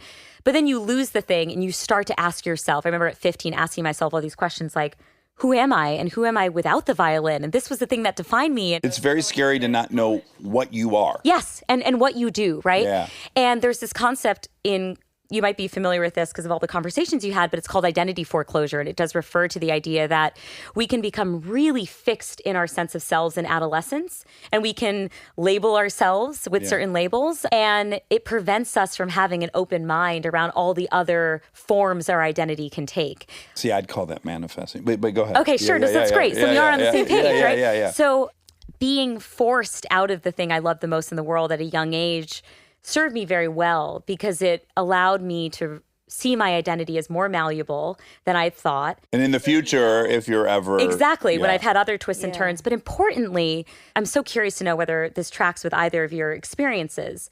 It taught me that it was more stable for me to attach my identity not to a thing, but to the traits or features of that thing that lit me up. So with the violin specifically, I think as a child, I kind of believed, oh, it's the instrument that I love. I love the way that it feels. I love the wood. I love the sound it produces. But actually, what the violin gave me was the ability to forge this very quick emotional connection with people that I'd never met before. So as a kid, you go on stage, right? There's thousands of people in the audience. They're complete strangers to you. You're a stranger to them. And within moments, you're making them feel something they've never felt before. You're bonding in this incredibly intimate, emotional way. And more id-driven, you have control. Yeah. You're young. Yeah, totally. You don't have social capital, and you don't have money, and you don't have power, but you are in control You're in of how charge those of other people people's feel. emotions, Yeah, and you can craft That's a phrase empowering. in a certain way where you make people feel something different than they would have otherwise. I mean, that is an incredible gift to be given, right? It's like, oh, if I just play it this way, I get the tingles. And if I play it this other way, no, not so many tingles. Right. And so what I realized in reflecting back on the experience is that it's humans that get me to tick. It's my fascination with forming emotional connections with people. Like, I love this conversation because I feel like I'm connecting with both of you. Yeah. And I'm in love. That's so kind. And I feel like I've been able to find that in other pursuits, those traits. Yeah. I study the mind. So, of course, that's getting me high every day. And then with my podcast, I have license to get into a room and with no pleasantries needed, be like, so, Hillary Clinton, tell me about the worst moment of your life, or like, tell me about your most, I'm sure you guys have this experience all the time with this podcast. You have license to forge these emotional connections. And so, by the way, I'm noticing in this interview, I want to be looking at Monica equally, but because the microphone's placed here, it feels like I'm giving Dax more attention. But I just want you to know that I am feeling you, girl, and it's just I want to make sure I'm talking into the mic. Also, Okay, pull her closer. Also, so I can thank you. you're actually experiencing the new and improved version of this because Monica used to sit there for the first year and a half, impossible. and people were just like, I don't feel Like I would say something and they'd be like, oh. Well, and by the way, talk about flaws in thinking and causality and correlation. For the first year of it, we assumed, oh, these people are so disrespectful to Monica because they don't know her.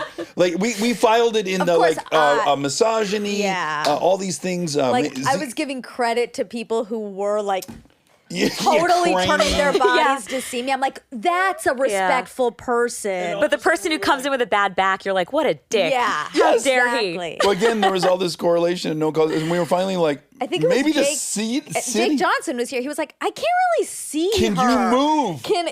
He made her move. And then we were like, yeah, we should kind of just do this from now on. But that's nice that you just said that. And thank you. But I do want to say I can relate to it so much because when I watched Good Will Hunting for the first time and Friends, all I could think was like, I want to be an actor. I want to do that. But really, what I wanted was to make people feel like I felt when I watched it, which was connected. Mm-hmm. That's all. And so I took this path of acting, but then when we landed ourselves here, I was like, oh, I did it. I did the thing I was actually searching to do, which is connect. Mm-hmm. We had a guest who forced us to go through this and pointed out that, no, I've been pursuing the same thing. Because I'm like, no, I'm flexible. When the directing didn't work out, I just switched to this and blah, blah, blah. And he's like, but it might have always been about all the same things. Yeah. Someone was encouraging us to find out why your kid liked soccer. It might not be soccer. They might like the outdoors. They might like being with people. They might like snack time. Like, get granular about what you really like about the thing, because that through line could exist in many, many ways. Exactly. And I think it just feels safer. Like one of my motivations for starting a slight change of plans is that I'm fearful of change. Like, it's coming from my own insecurities about liking the status quo and falling prey to all the human biases we all have. And it was partly a personal journey for me to be like, how do I get more comfortable with this change thing? How do I tap into the fact that in my own life, I've seen this play out many times, and I have felt like these traits and features of an activity it's more durable. It feels like I'm on sturdier ground. You know, for example, I'm working in the Obama White House. It is my absolute dream job. I'm thinking I want this to last forever, and I was hoping to work for the next administration for 8 years, and then all of a sudden it's like, okay, shit's hit the fan. That's not happening anymore. And in that moment, it's like, no, but Maya, it's okay, because what did you like about your time in the White House? I loved connecting with people. I loved flying to Flint, Michigan, talking with folks on the ground in the middle of the lead and water crisis, understanding that actually the lead and water issue was a symptom of a much bigger problem, which was decades of disenfranchisement and systemic racism, and that folks in the community had not felt heard by their government for decades. And I wouldn't have known that just sitting in my, my office. Like, those are the moments. So I'm like, let me try to find those connections again. Okay, can we go back to the violin injury? Yes, of course. Because I don't know if this is my cynical nature. I can't place why this is where my mind goes when you tell that story. But is it possible?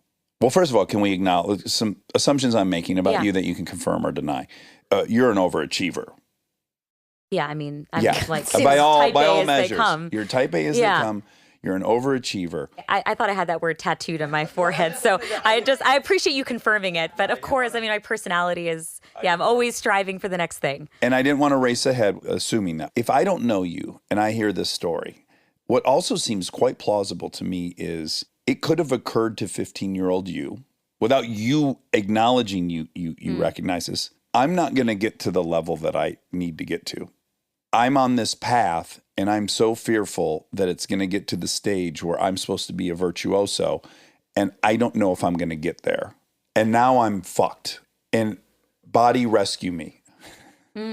You're saying, was there a gratitude at the injury because it relieved me of the pressure? Here's what I'll think. Let me just say really quick. We're watching this show called Alone. Yeah. This female contestant, she's so good. Everyone's fucking miserable. They're in the tundra dying. Yeah. And people are quitting. And you get to watch the mental process by which people quit. Yeah. And what I really quickly recognize, because it's very addicty, is finally creating a story that will give you the permission to quit. So this woman had not gone to the bathroom. She hadn't shit in like, I guess, 2 weeks. Mind you, she's not eating. So of course she's not shitting because she's not eating. Yeah. But in her mind, she had an impacted bowel. Yeah. And her pelvic floor was vulnerable because of her first pregnancy.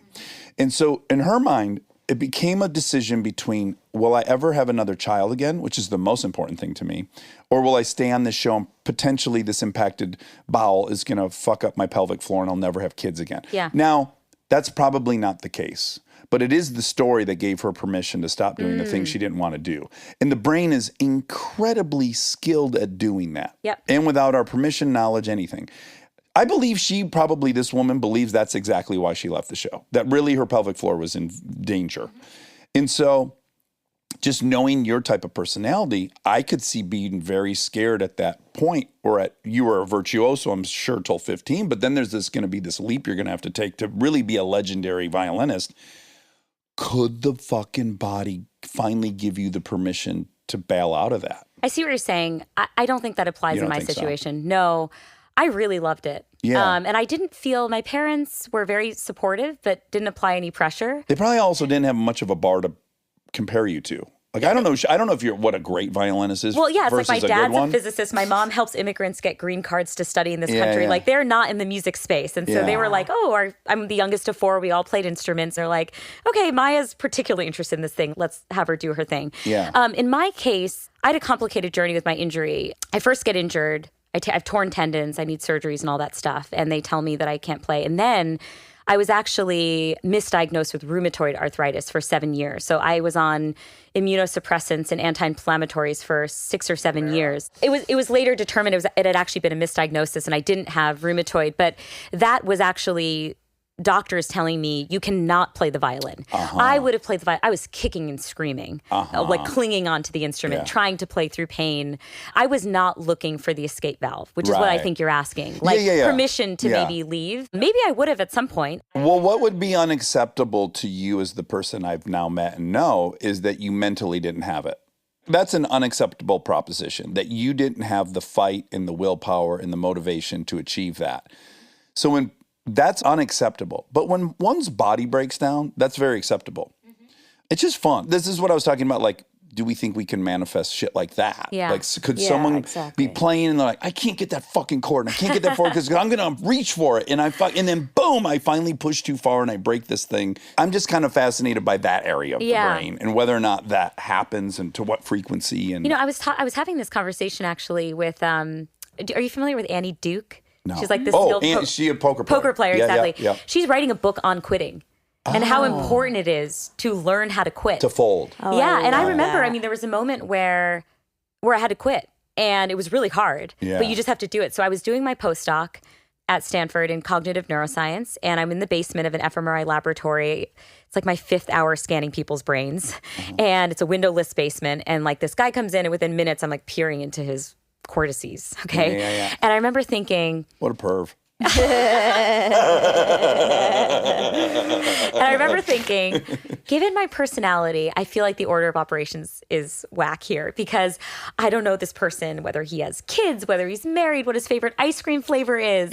I don't know basic things about him. And yet I'm looking at his amygdala. Like, this is not right for me. Brain, But up until this point, I had spent almost a decade in this field. Wow. And I didn't know what to do, right? I remember thinking, should I become a general management consultant? Like, I don't know what to do. So I call up my undergrad advisor, Laurie Santos, who I know you've had on the show. Yes. I met her as a freshman. And I'm like, basically told her, if you let me in your monkey lab, I will give you my unborn children. I will give you my soul, just like whatever it takes. Accept me as the lowly freshman into your class. And she was so kind, and I was allowed into her class, which changed my life. That's for another day. So I call up Laurie and I'm like, what do I do? So that thing I've been doing for like 10 years that I've been doing kind of because I admire you and you're a professor. I don't want to do that thing anymore. And I actually am not great at it. And so what do I do next? Yeah. And so I was about to apply for management consultant positions. And then she said, no, before you do that, there's this incredible work that's happening in the White House right now where they're using insights from behavioral economics to literally feed hungry children. Like, they're changing the default settings in the school lunch program, and now 12.5 million more kids are eating lunch at school every day. She's like, do that. And I was definitely filled with fear at this moment because I'm like, okay, I'm quitting the thing that I was planning to do. My dad's a professor. Laurie's a professor. All these people I admire as a professor. I don't know what the path forward looks like. Also, the path you were on is highly predictable. If you achieve this and you achieve that and you get through this, you'll do that. The degree of unknown increased dramatically. Yes. Yeah. And I ended up sending a cold email to Samantha Power's husband, Cass Sunstein, and I was like, hi, I'm Maya. I have no public policy experience, and I published nothing of significance. You've never heard my name before, but I would love a job in public policy. And I remember I did this, Monica, I don't know if you can relate, I did this very stereotyped female insecurity thing where I set myself up for failure. I said, I know I'm not cool enough to work with the likes of Obama, but if you have an idea for state or local government, that would be amazing. That's all I'm asking of you. And thankfully for me, Cass ignored my insecurity. He wrote back within 2 minutes and said, so generously, goes, oh yeah, I'll introduce you to President Obama's science advisor. Just let him know that I sent you along. And then within 3 days, I'm pitching them on this White House position. So anyway, that was an example of me quitting and then literally venturing into the unknown in a space where I had no credentials and was really a fish out of water. And I remember I was so determined to get this job, guys. Like, I packed up my bags and I signed a 1-year lease in D.C. before I even had a formal job offer from the White House. I was like, I'm here whether you like it or not. I'm going to make myself, get myself this job. Yeah. That email, it's the humility thing. It's like, don't worry, I know I don't deserve Exactly. I know I'm not good enough for this. We've all established that. Yeah. Don't worry. Don't think I think I'm better than I am. It's a lot of prefacing. That's exactly right. And that's maybe what I was getting to at the beginning of the interview, which is I think for so much of my life, I've been, I don't know if it's trained or I also just don't take myself very seriously. And so it's really hard for me to promote in that way and be like, no, I do think that I deserve this position.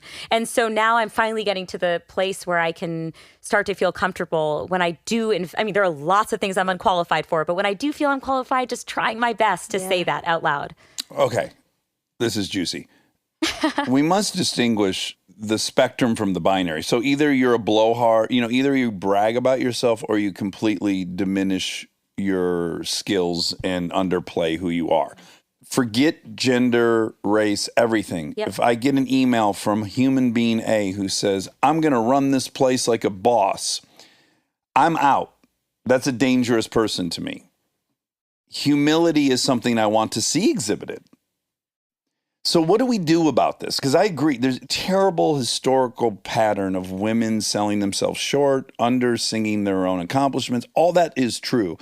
But I don't believe that the antidote to that necessarily is like bullish arrogance or no humility or forget that you're a woman. Yeah. That's the email you should have sent. You don't fucking know a goddamn thing. You're not ready to do what you did. It turned out you did what you did and that's awesome. But it was appropriate for you to say a local level might be a nice stepping stone. In that moment, it felt honest and accurate. But I do wonder whether... was it so essential for me to call that out in the email? Yeah, she didn't I don't have know. to do I don't know either. I don't think it's either or. I don't think you have to be super humble or be bullish. You can just be honest. Like, I actually don't have any experience, but I think I can offer this.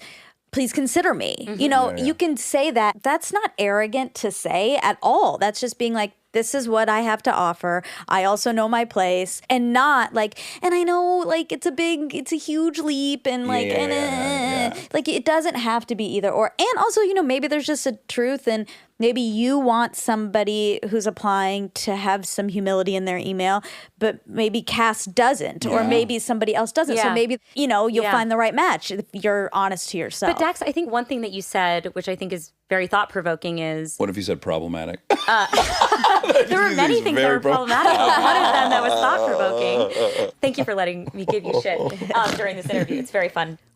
As a woman, I might see men being dicks and getting what they want. Yeah. But that doesn't mean that I actually want to in any way emulate their behavior. No. Ideal, that's what you're getting at. It's like the ideal state of the world is actually not overconfident and are assholes and are just doing whatever they need to get the thing. I believe fundamentally in being a decent person, expressing humility when humility is warranted, but then also not going out of one's way to diminish themselves. And that's where that hopefully perfect balance lies. I would never want you to undersell your actual strengths. Like, I would never want you to come off because it's intimidating or I'm so smart, I'm going to downplay how smart I am. Like, your true gifts you should own. But I would just say in that situation, you actually didn't have the true gift of a policymaker. I agree. Yeah. That's why so I don't think it, I don't know that for me it falls into that female thing as much as just the human reality that this was going to be a new endeavor for you. And you were acknowledging that, but I'm a fucking brilliant this and a brilliant that. No, and I think that's right. I think you're helping me see the email differently. Again, it was warranted. Because this is my sadness for Black performers. Not only do they have to get into the hardest job on the planet, which is become a movie star, you then are also bridled with this responsibility to be a social activist for the Black community. It just seems unfair. It was already harder for you to get here, and now you have the added responsibility. And I think something can be said as well for women, which is it's already harder for you to get in these boardrooms. And then on top of it, you have the weight of being a woman on your shoulders and how you're representing women and am I doing it right? That's just a lot. Yeah. And I think it can lead to sometimes being too critical on oneself when it's not as deep as that maybe. I don't know. I actually want to get to a couple things of yours that I wrote down. But this was so flowy and vibey that we didn't need any of this stuff. Your podcast is called A Slight Change of Plans.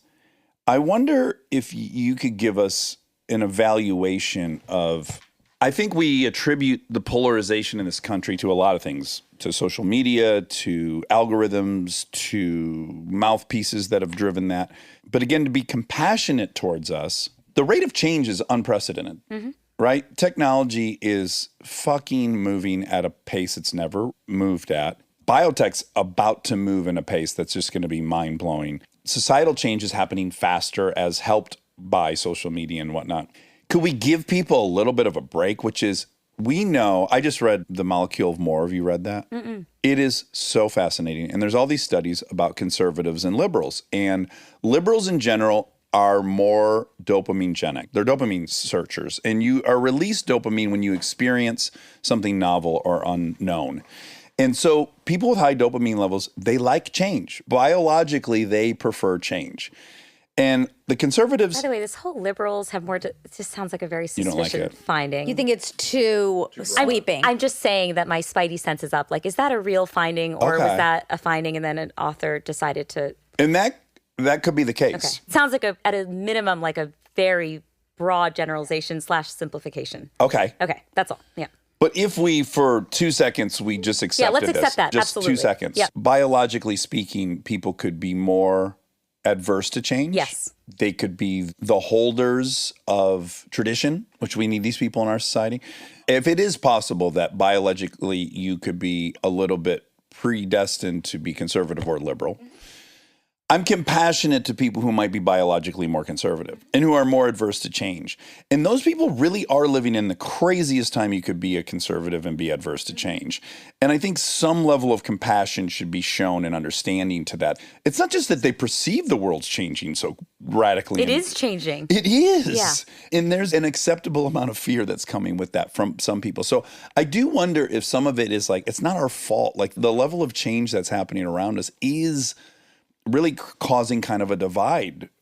Where it used to be like, if you were, let's just call it a spectrum. You're a 5, you love change, 0, you hate it. Yeah. In 1971, you could do fine. It wouldn't really be exacerbated. But our society is such now that I think it could be exacerbating these things that aren't really our... Yeah, I mean, I think it's important to make a distinction between our tolerance for societal change and our tolerance for individual change within ourselves, change within our personalities, the lives that we live day to day. And maybe that's where my skepticism book was coming from, which is, I imagine the conservative political philosophy is around not wanting to see change, Yeah. but those individuals might still be okay with, going through divorce and getting remarried or taking on the new job. So on an individual level, I just want to know whether that dopamine thing is relevant. But anyway, Yeah. it's interesting to think about us getting like more polarized around this concept of change broadly. I mean, I think the aversion to change certainly transcends political allegiance. I think, you guys know about the status quo bias, that we tend to prefer business as usual. Inertia is extremely powerful. It's very hard for us to stomach big life changes, especially ones that are unexpected or unwilled. Well, I've observed it now, which is like no one wanted to go into quarantine. Yeah. That's a huge radical change. No liberal wanted to do it. No conservative wanted to do it.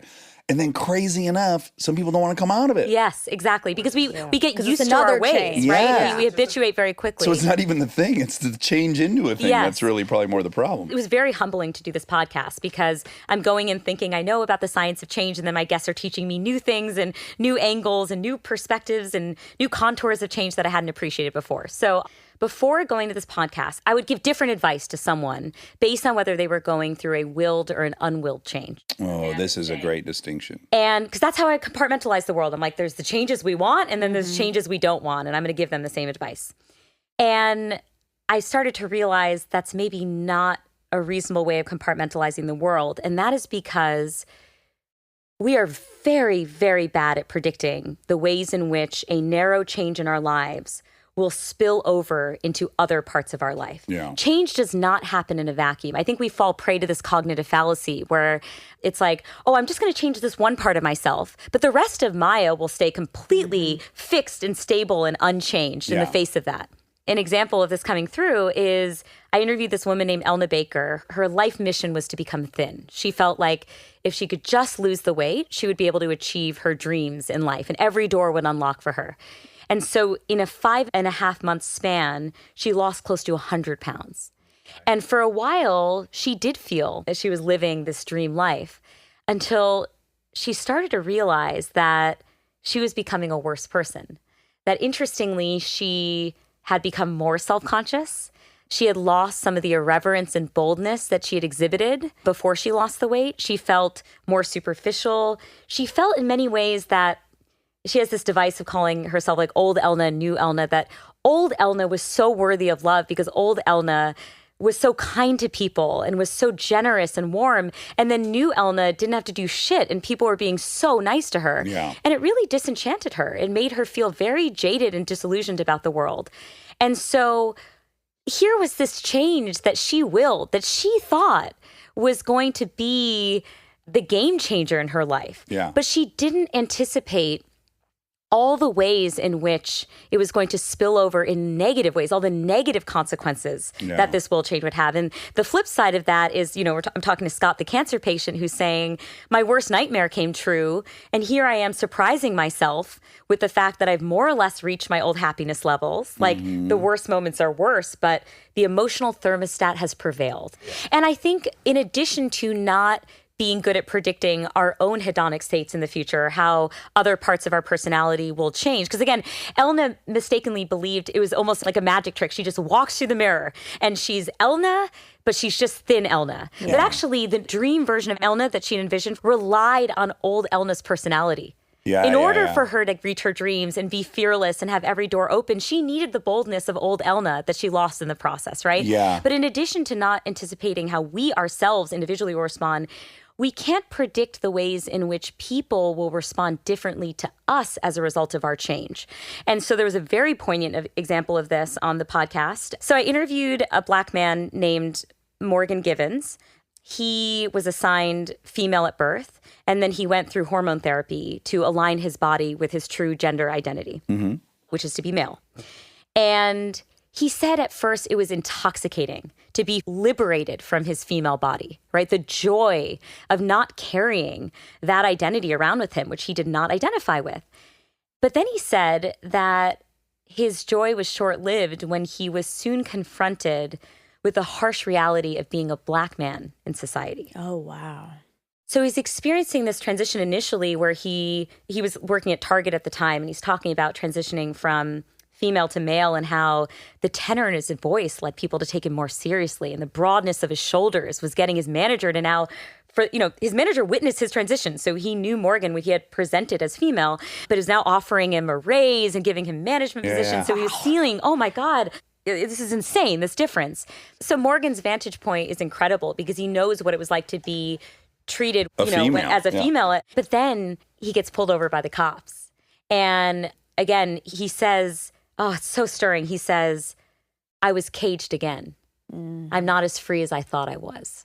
Oh my God, it's just like, it moves me. And he ends up joining the police force. Oh, wow. And becoming the first openly trans police officer in the DC force. And wow, his story is incredible, but that's an example of he can inspire this change within himself, but he cannot control how people are going to respond to him. It's a fascinating set of reflections from someone who's been through it. People have these stories they tell themselves, which is like, if I get made partner, I'm going to buy a house. Once I get a house, I'm going to find a wife, and then I'm going to have kids. So they build atop this one thing so many things that are multivariable. And like we all kind of do that. If I get this, it doesn't stop there. If I get this, I'll get to stop at that coffee shop every day. I'll get to see that person.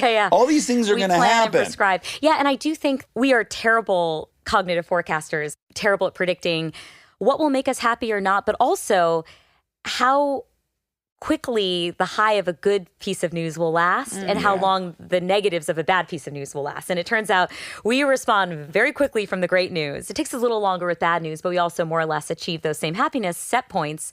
And again, understanding this field has just made me I have so much humility with the way that I approach my life and change now, because I realize I'm going to grow from the change, in some way. But, as one of my guests said, like, you won't get what you think. You'll grow in some way, but you're not going to get what you think. And I think that's so well said, because if there's one common theme across all of the guests in this season of A Slight Change of Plans, it is that they have surprised themselves in some way or another. To your point, Dax, their expectations of what reality would be like and then how reality actually unfolded. There was some disparity there. There's some disconnect. I've met very few people that they aimed at something, they achieved that, and it was exactly what they thought it was going to be. And that seems to be. My therapist tells me all the time, change always comes with a loss.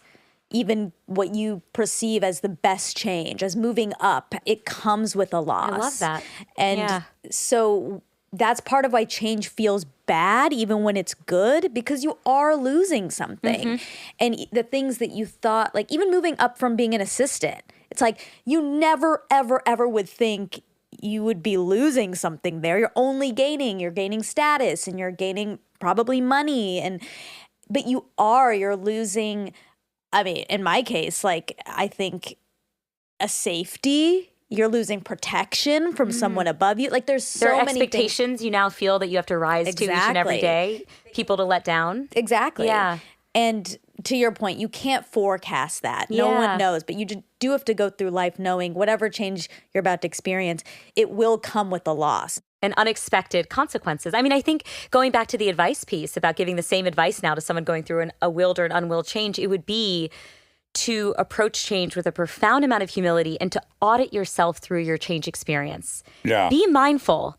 Like, are there ways in which I'm changing that are not desirable right now? Are people responding to me in a way that's distorting my sense of self? Like, have a careful eye on all the other parts of yourself when you're going through a change in one area. All right, I just want to run through like 3 really quick things so I can Sure. ultimately ask you this question. But in your study, there's so many radical things that you know about, understand. So there's all these like tricks in how we think, and I just want to go through a couple of them, like Sure. endowment effect, that you value things more if you own them or you earn them, Yeah. and that people answer questions in predictable ways if they feel like they own or have earned something. Like one neat thing you brought up was veterans. Yeah. I'll tell this story. Yeah. So when I was working in the Obama White House, I was trying to help veterans access a employment and educational benefit that they were eligible for when they returned from their years of service. And this benefit is very important because the transition from military to civilian life can be very fraught, right? You are having to reacclimate to this new environment. You're maybe dealing with a mental health issue as a result of your time overseas. You've stalled your education, right? So we really wanted veterans to take advantage of it. And we saw that participation rates were lower than we had hoped. But we were very budget constrained. So my teammates and I were given this one email to work with, and they were like, have at it, do what you want with it, but that's all you got. It was a marketing message about the program. And we ended up changing just one word in the email. Instead of telling vets that they were eligible for the program, we simply reminded them that they had earned it through their years of service.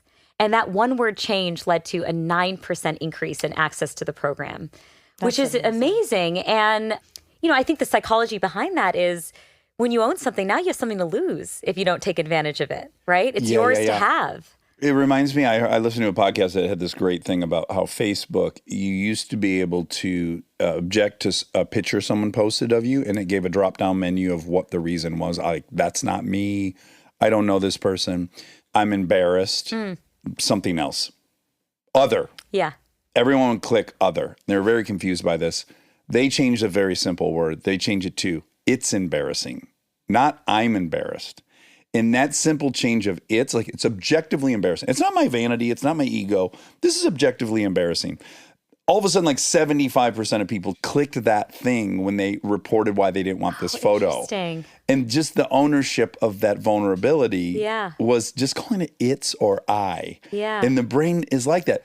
So related to the point about I versus it's, I think that actually reminds me of this other concept in behavioral science called identity priming. And it is the idea that when we give ourselves an I label or other people give us a label, we act in ways that are consistent with that identity. So this can be used for good, right? It's like if you voted in a past election, I say, you, Monica, voter, or, Dax has donated to the Red Cross. Like, hey, I see you're a charitable guy, right? You can use these identities for pro-social purposes, but they can backfire when they lead people to unnecessarily cling to their past. So a concrete example of this is when I was working in the Obama White House, I was working on reentry guides for folks who were leaving prison. And this is a forward-looking guide, right? It's meant to help folks find jobs, reacclimate into their communities, what have you.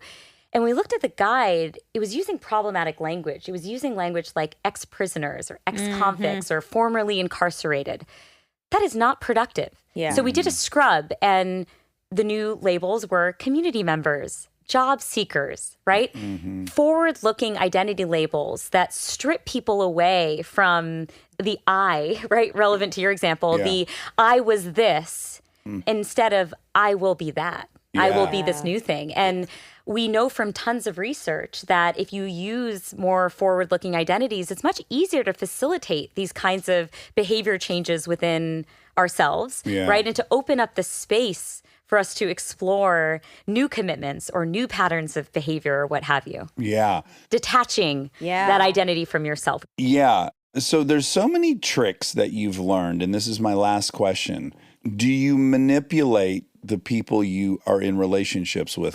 I'm being serious, with this knowledge. So when you wanted to ask your husband something, do you quickly go like, well, if I phrase it this way, his identity is going to That is hilarious. No one's ever asked me this question, Dax. I don't say that as a compliment. So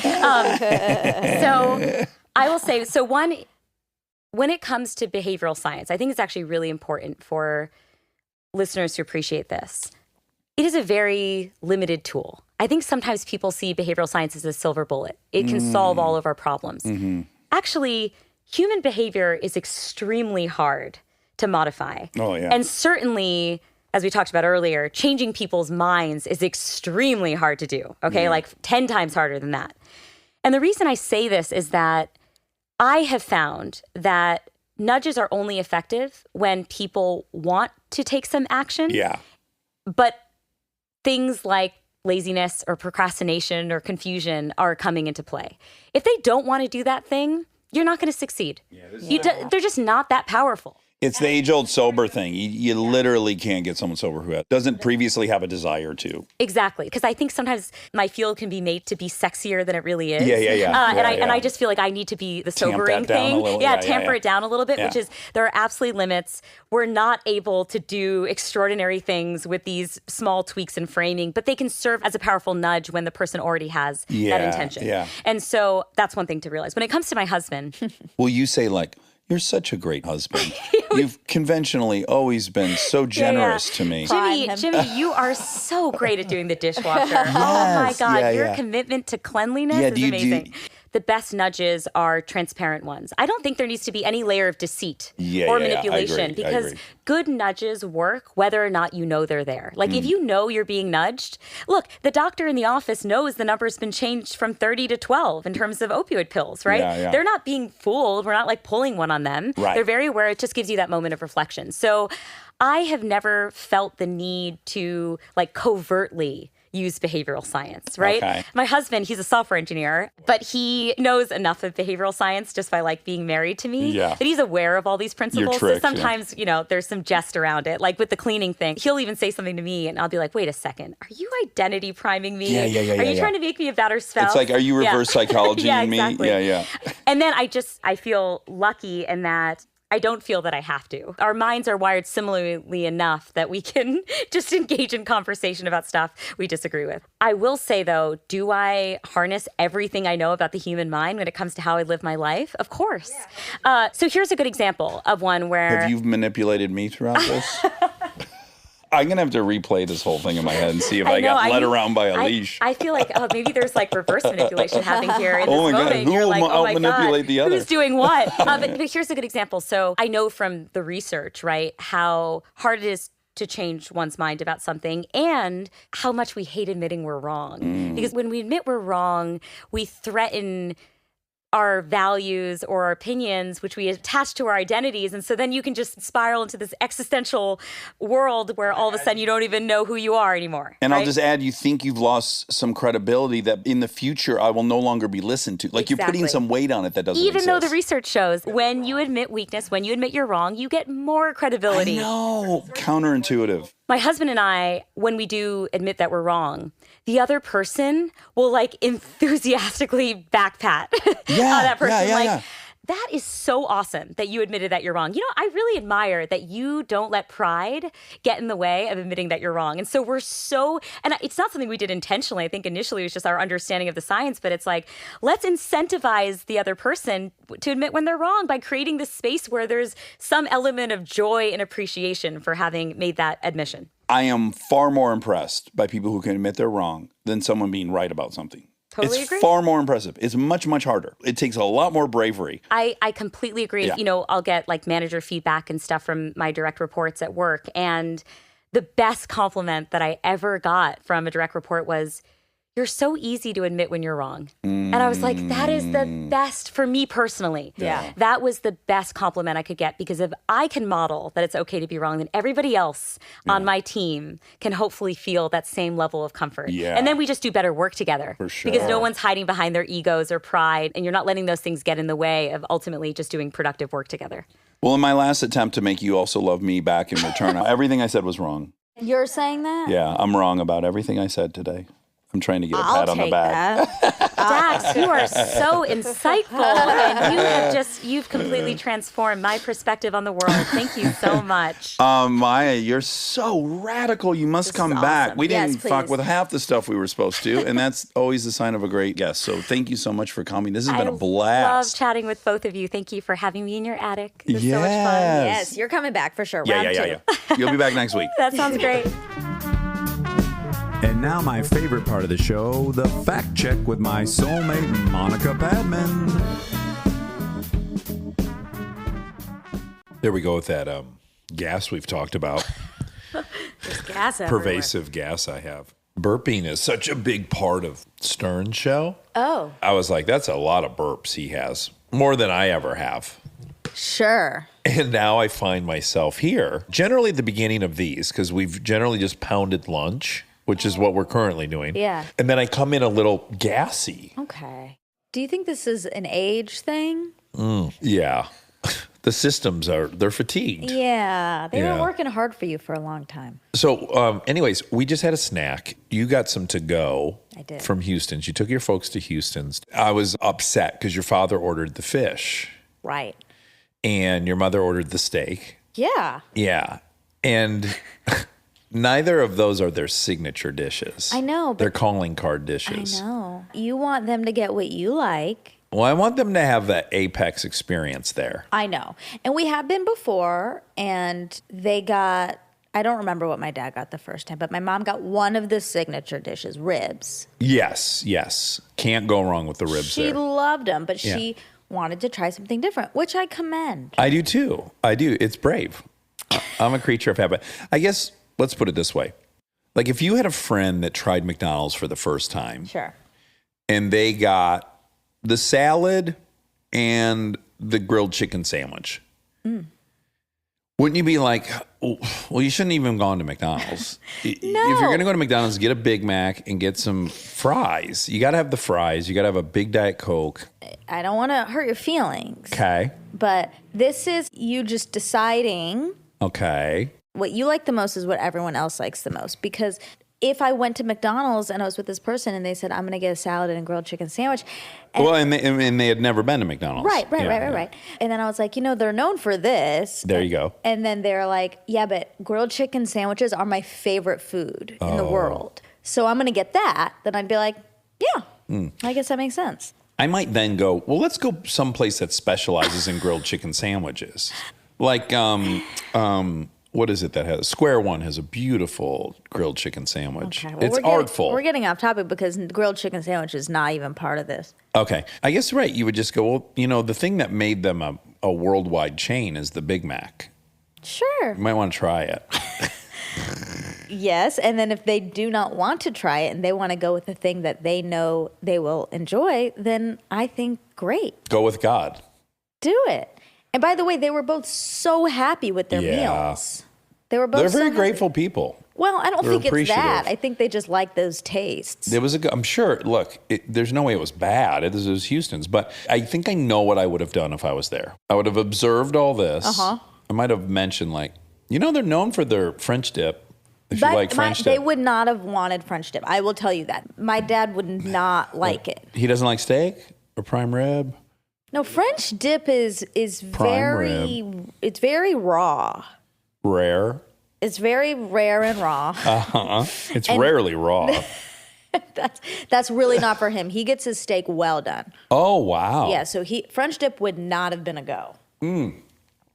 Okay, so what I would have done is I wouldn't have pressured them and I wouldn't have tried to make them feel self-conscious about what they chose. And I would have been like, I'm going to order a couple extra sandwiches probably to go. And I would order the staples and they would just be there. I'd be like, these are extra if you want to take a bite. Right. Does that That's still too pushy? No, that would have been fine. Okay. But they probably would have felt some sort of like need to. Obligation. Yeah. Okay. This is why I can't. You don't want me to go out to eat with them? Yeah. Okay. I'm too controlling.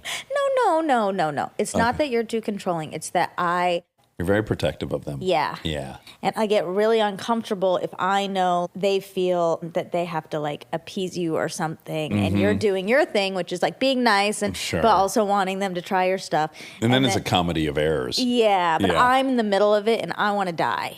And and everyone's less happy. Exactly. It's so interesting. I was telling you this. I have so much anxiety With your parents around. when they're here, only when they're here, not when I'm home. Right. Not like being around them causes it. It's when they're here and I am just like scared. Well, I think there's a few fears happening, right? One is everyone's fear of like if someone visits you, you want to entertain them, you want them to be happy, you hope they're having a good time, they've traveled across the country. Yeah. So there's that, which is natural. Yeah. And then I also think you have the added thing of like, will they mesh with my world? Yeah. I think that's true, but that's less and less as the older I get and the longer Because they're I've been so here. chill. Of all the, I know all the parents of all the pod members, and your parents are as chill as the next group. No, they are. They're easy to be around. Like, Yeah, I think your for dad's sure. a great conversationalist. Your mom's hot. Okay, well, What? What's the matter? I actually was thinking. I was looking at your mom when they came over the other night. I was like really, dissecting her face. well, just taking it in. Sure. I think in the past of when I've met them, I don't, for whatever reason, I haven't taken that in. And I was so like, intoxicated by my dad. yeah, that's probably right. And I was like, oh, Nirmala's really pretty. Like, I really like her face. That's nice. Yeah. She is. We were just talking about this actually last night, my mom and dad and I, because I said that I have this memory that my grandmother was talking on the phone to her sister, and her sister asked about me, and I was little, like, 10 or 11 or whatever, and her sister asked about me and if I was pretty, and then she said she's okay. Oh, okay. And okay, but my parents actually think I made this up. Like, they Sure. don't think that story happened, which, of course I got Who knows? a little upset about, and who knows? Yeah. Because they were like, well, how would you know that? Because When you start poking around, it's like, how did you hear what the friend asked? So she would have The had to sister. repeat the question in the answer, like in Okay. a press junket. well, no, I think what happened is she said my name. Uh-huh. Like, when I visit in the memory, I know where I was. I was jumping on the couch. Oh, Okay. You were an animal. Your poor grandma. You were shoving her and slapping her and licking her legs and jumping on her mainly couch. licking her, yeah. Yeah. You really wanted her attention. Yeah, and I did a lot of jumping on the couch. And I was doing that. Sure. It was after our soap opera session, so I had to get my energy out. Yeah, because you had watched all of her programs. And she said my name, but she's speaking in Malayalam, her language. And that's what my dad said. He's like, hey, you wouldn't be able to understand. She would have been speaking in Malayalam. Yeah, she probably wouldn't have even said okay in No, she would have English. said Monica. I think she said Monica. Right. So then I thought, oh, she said something about me. And then I think I asked her, Oh, okay. what did you say? And then she told me she asked how you were and if you were pretty. And then I said, what'd you say? And she said, yeah, she's okay. Yeah. So again, like that exact transcript could happen to me and my daughters, and I'm making a joke. I said, you're okay. Oh, yeah, she's not. She doesn't make jokes like that. You sure? I'm 100% Okay. positive. We would know that, yeah. Yeah, no. I think she cared at that time more about, like, looks. Well, especially for an Indian grandmother, like, you're thinking about husbands and stuff like that. Like, it kind of factors in. I'm going to go a step further. Compared to the reflection she was seeing in her own mirror every day for her whole life, yeah, everyone's okay looking. Truthfully, being who she is, the most beautiful person to ever live. But my mom said that my grandmother's also just that way. Like, she never really would give it up for any of them. Yeah. And so my mom, I think, grew up also thinking she was really not attractive. In the shadow of that. Well, It's not probably even hard that. on everyone, especially your grandpa. Because that song, when you're in love with a beautiful woman, you watch ass. Okay, well, Wasn't it the I lyrics, don't but- think he was doing that. He wasn't nervous. No. Oh. No. He's so confident. Anyway, I just think some of this stuff gets passed down, right? Like my mom isn't getting that kind of validation from her mom, and so I don't think she really did that for me, not on purpose, but just that's not in her body to do. Really quick, so it's your mom's mom? Yeah. Oh my gosh. You thought it was my dad's mom? Yeah. My mom looks like her. Yeah. Let's get some pictures wanna of your see a mom younger picture? Yes. I don't think I've seen her. Well, I have the picture of me on Instagram when I'm a baby. Okay. I mean, this is a very casual photo. Oh, yeah. Mm-hmm. Yeah. Yeah, she's- beautiful smile. Yeah. Yeah. Big eyes. You don't have her nose, though. I don't. You do not. I no? did not get that nice nose that Right. that side. Oh, that I the like family yours. has. Oh, thank you. Yeah. But my grandmother has a very angular Look at nose. this. You know what? You really, I don't know why it took me so long to realize this. I guess your mother started this. You're right. The fascinating thing about Indian children is they look like fucking adults. You look like a miniature 30-year-old lady in this photo. Like it looks like your mom has a miniature friend that she knows from computing. The coworker that she lets sit on her lap. And I guess it is the eyebrows and the hair. It is. There's so much hair. Because if you take that out, it's still a baby face. Yeah. But from far away, if you like put all those babies all like in business wear and they're far enough away, you would definitely think they were all adults. I hope. Do you think he would mind about this? It's so funny because I asked Hassan. I got to stay with Hassan recently. Yes. And I said to him on day one, like, I need to know up front, are you the kind of comedian that's going to like put in your routine, your stand-up shit we talk about? Because if you're that type of comedian, it's going to affect how I interact with you. Yeah. He's like, no. He's like, I'm not that kind of comedian, but there are times when I do it, but I've always asked. Oh, that's nice. Okay. Yeah, I guess he's got some Kumail jokes that he has, but he's asked Kumail if he couldn't say them or whatever. Okay. So it's ironic because now I'm about to say something about his personal life, but I don't think he'd mind, which is I met his daughter, Yeah. Ruhi, and she came around the corner and it was like, I can't even explain what it was like. Why? Because she came so spunky? All I know is there's like the cutest miniature human being all of a sudden entered. Yeah. It was so much spunk and sparkle. And I just was I thought she was Enamored the cutest by thing. her. Yes. And I was like, oh yeah, her eyebrows are fully grown in. They're Yeah. fully there. Yeah. Yeah, that's an Indian thing. It's cool. Cool job, Indians. Yeah, they come out with eyebrows. If you listen to the JB Smoove, you know it's helpful because then you can look someone in the eyebrows. That's the window to the soul for him. Yep. Yep. If they're a baby, you get to know them very quickly. I guess, yeah, they're telling more. Yeah. Anywho, so I think some of these insecurities get passed down, is all I'm saying, which I think Absolutely. is interesting. But it's such a ding, ding, ding. Like, I'm amazed that we're on this topic and Maya's who we're talking about. Yeah. Maya is a beautiful Indian woman. So beautiful. Yeah. I mean, this comes up in the conversation about Obama. Like, can you be more aware of someone who's beautiful? Like, we talk about this in this interview. Yes. All I think is it might be advisable to never talk about it, but it would also be dishonest to say it has nothing to do with anything. Yeah. That part I like push against. Like, Yeah. pretending that humans aren't attracted and find things visually stimulating and all that stuff's working in your head, whether you want to acknowledge it or not. Well, I think it's okay to acknowledge it, but maybe it doesn't need to be this big, To do. right. I'm probably wrong on this. The older I get, I'm just wrong on everything. Well, I'm very aware of when I find someone attractive. Right. Like while I'm talking to the attractive person, it's a part of it. but attraction, again, is so many things. It is so many things. Anywho, so, my God. So my first fact is about, did Obama say Kamala was hot? Oh, Which he did. Like, I brought that up. And he did? yeah, this was years ago, and he got in trouble. Obama was so sorry for the remark and, quote, for the distraction created by his comments. Okay. Obama said of Harris, you have to be careful to, first of all, say she is brilliant and she is dedicated and she is tough.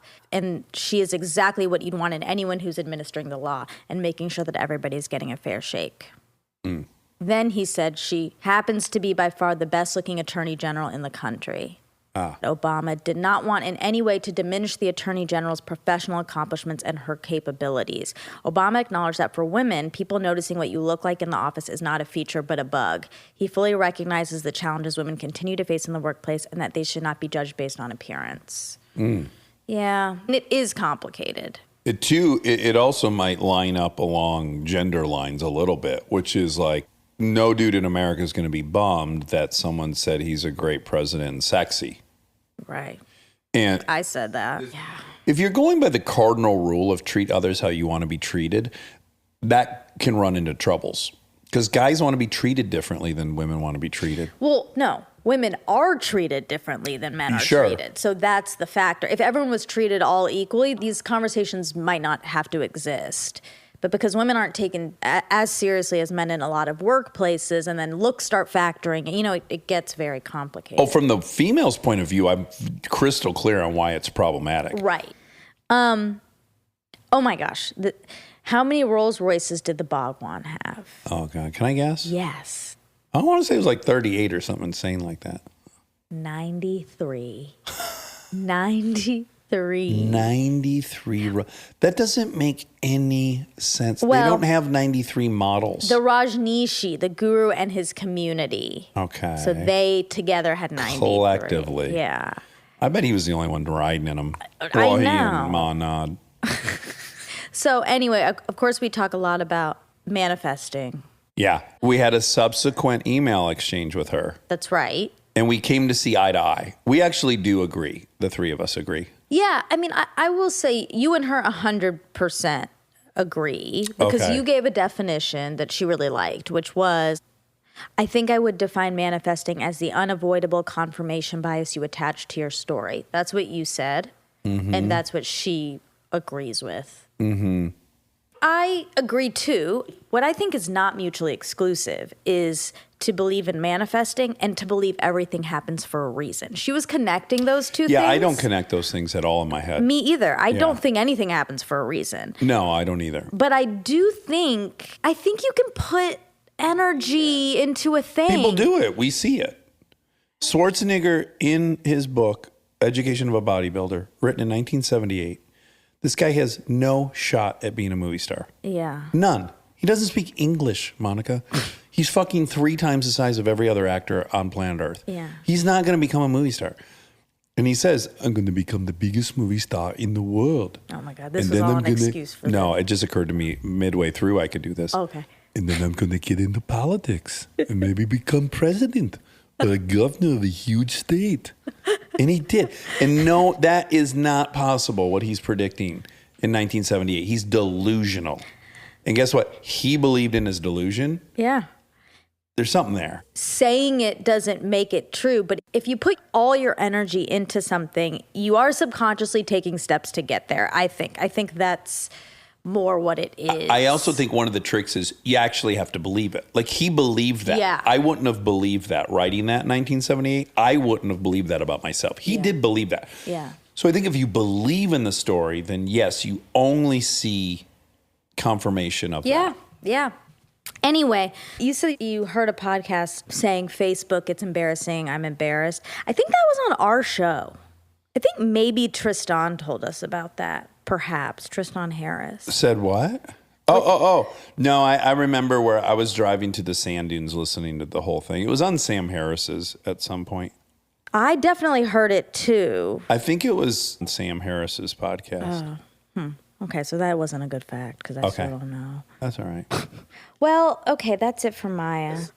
I gave you nothing today. I burped, then I was dehydrated, then I talked about women's physicality, and I tried to defend it. And here we are. We have nothing to air. Wow. Do you feel like free? No, I feel like I failed, but I'm at an age where I'm like, yeah, some days I'm going to fail. Okay, that's fine. We gotta continue We gotta on. do better. Okay, well, let's do better. Okay. Well, that was that. We love Maya. We had so much fun with Maya. Incredibly interesting. Way too young to have done all the things she's done. She might be a vampire. That would be exciting. And she's playing it like there's nothing metaphysical. Oh. And she's a fucking shape-shifting vamp. All right. Well, I'll see you tomorrow. See you tomorrow. Monica.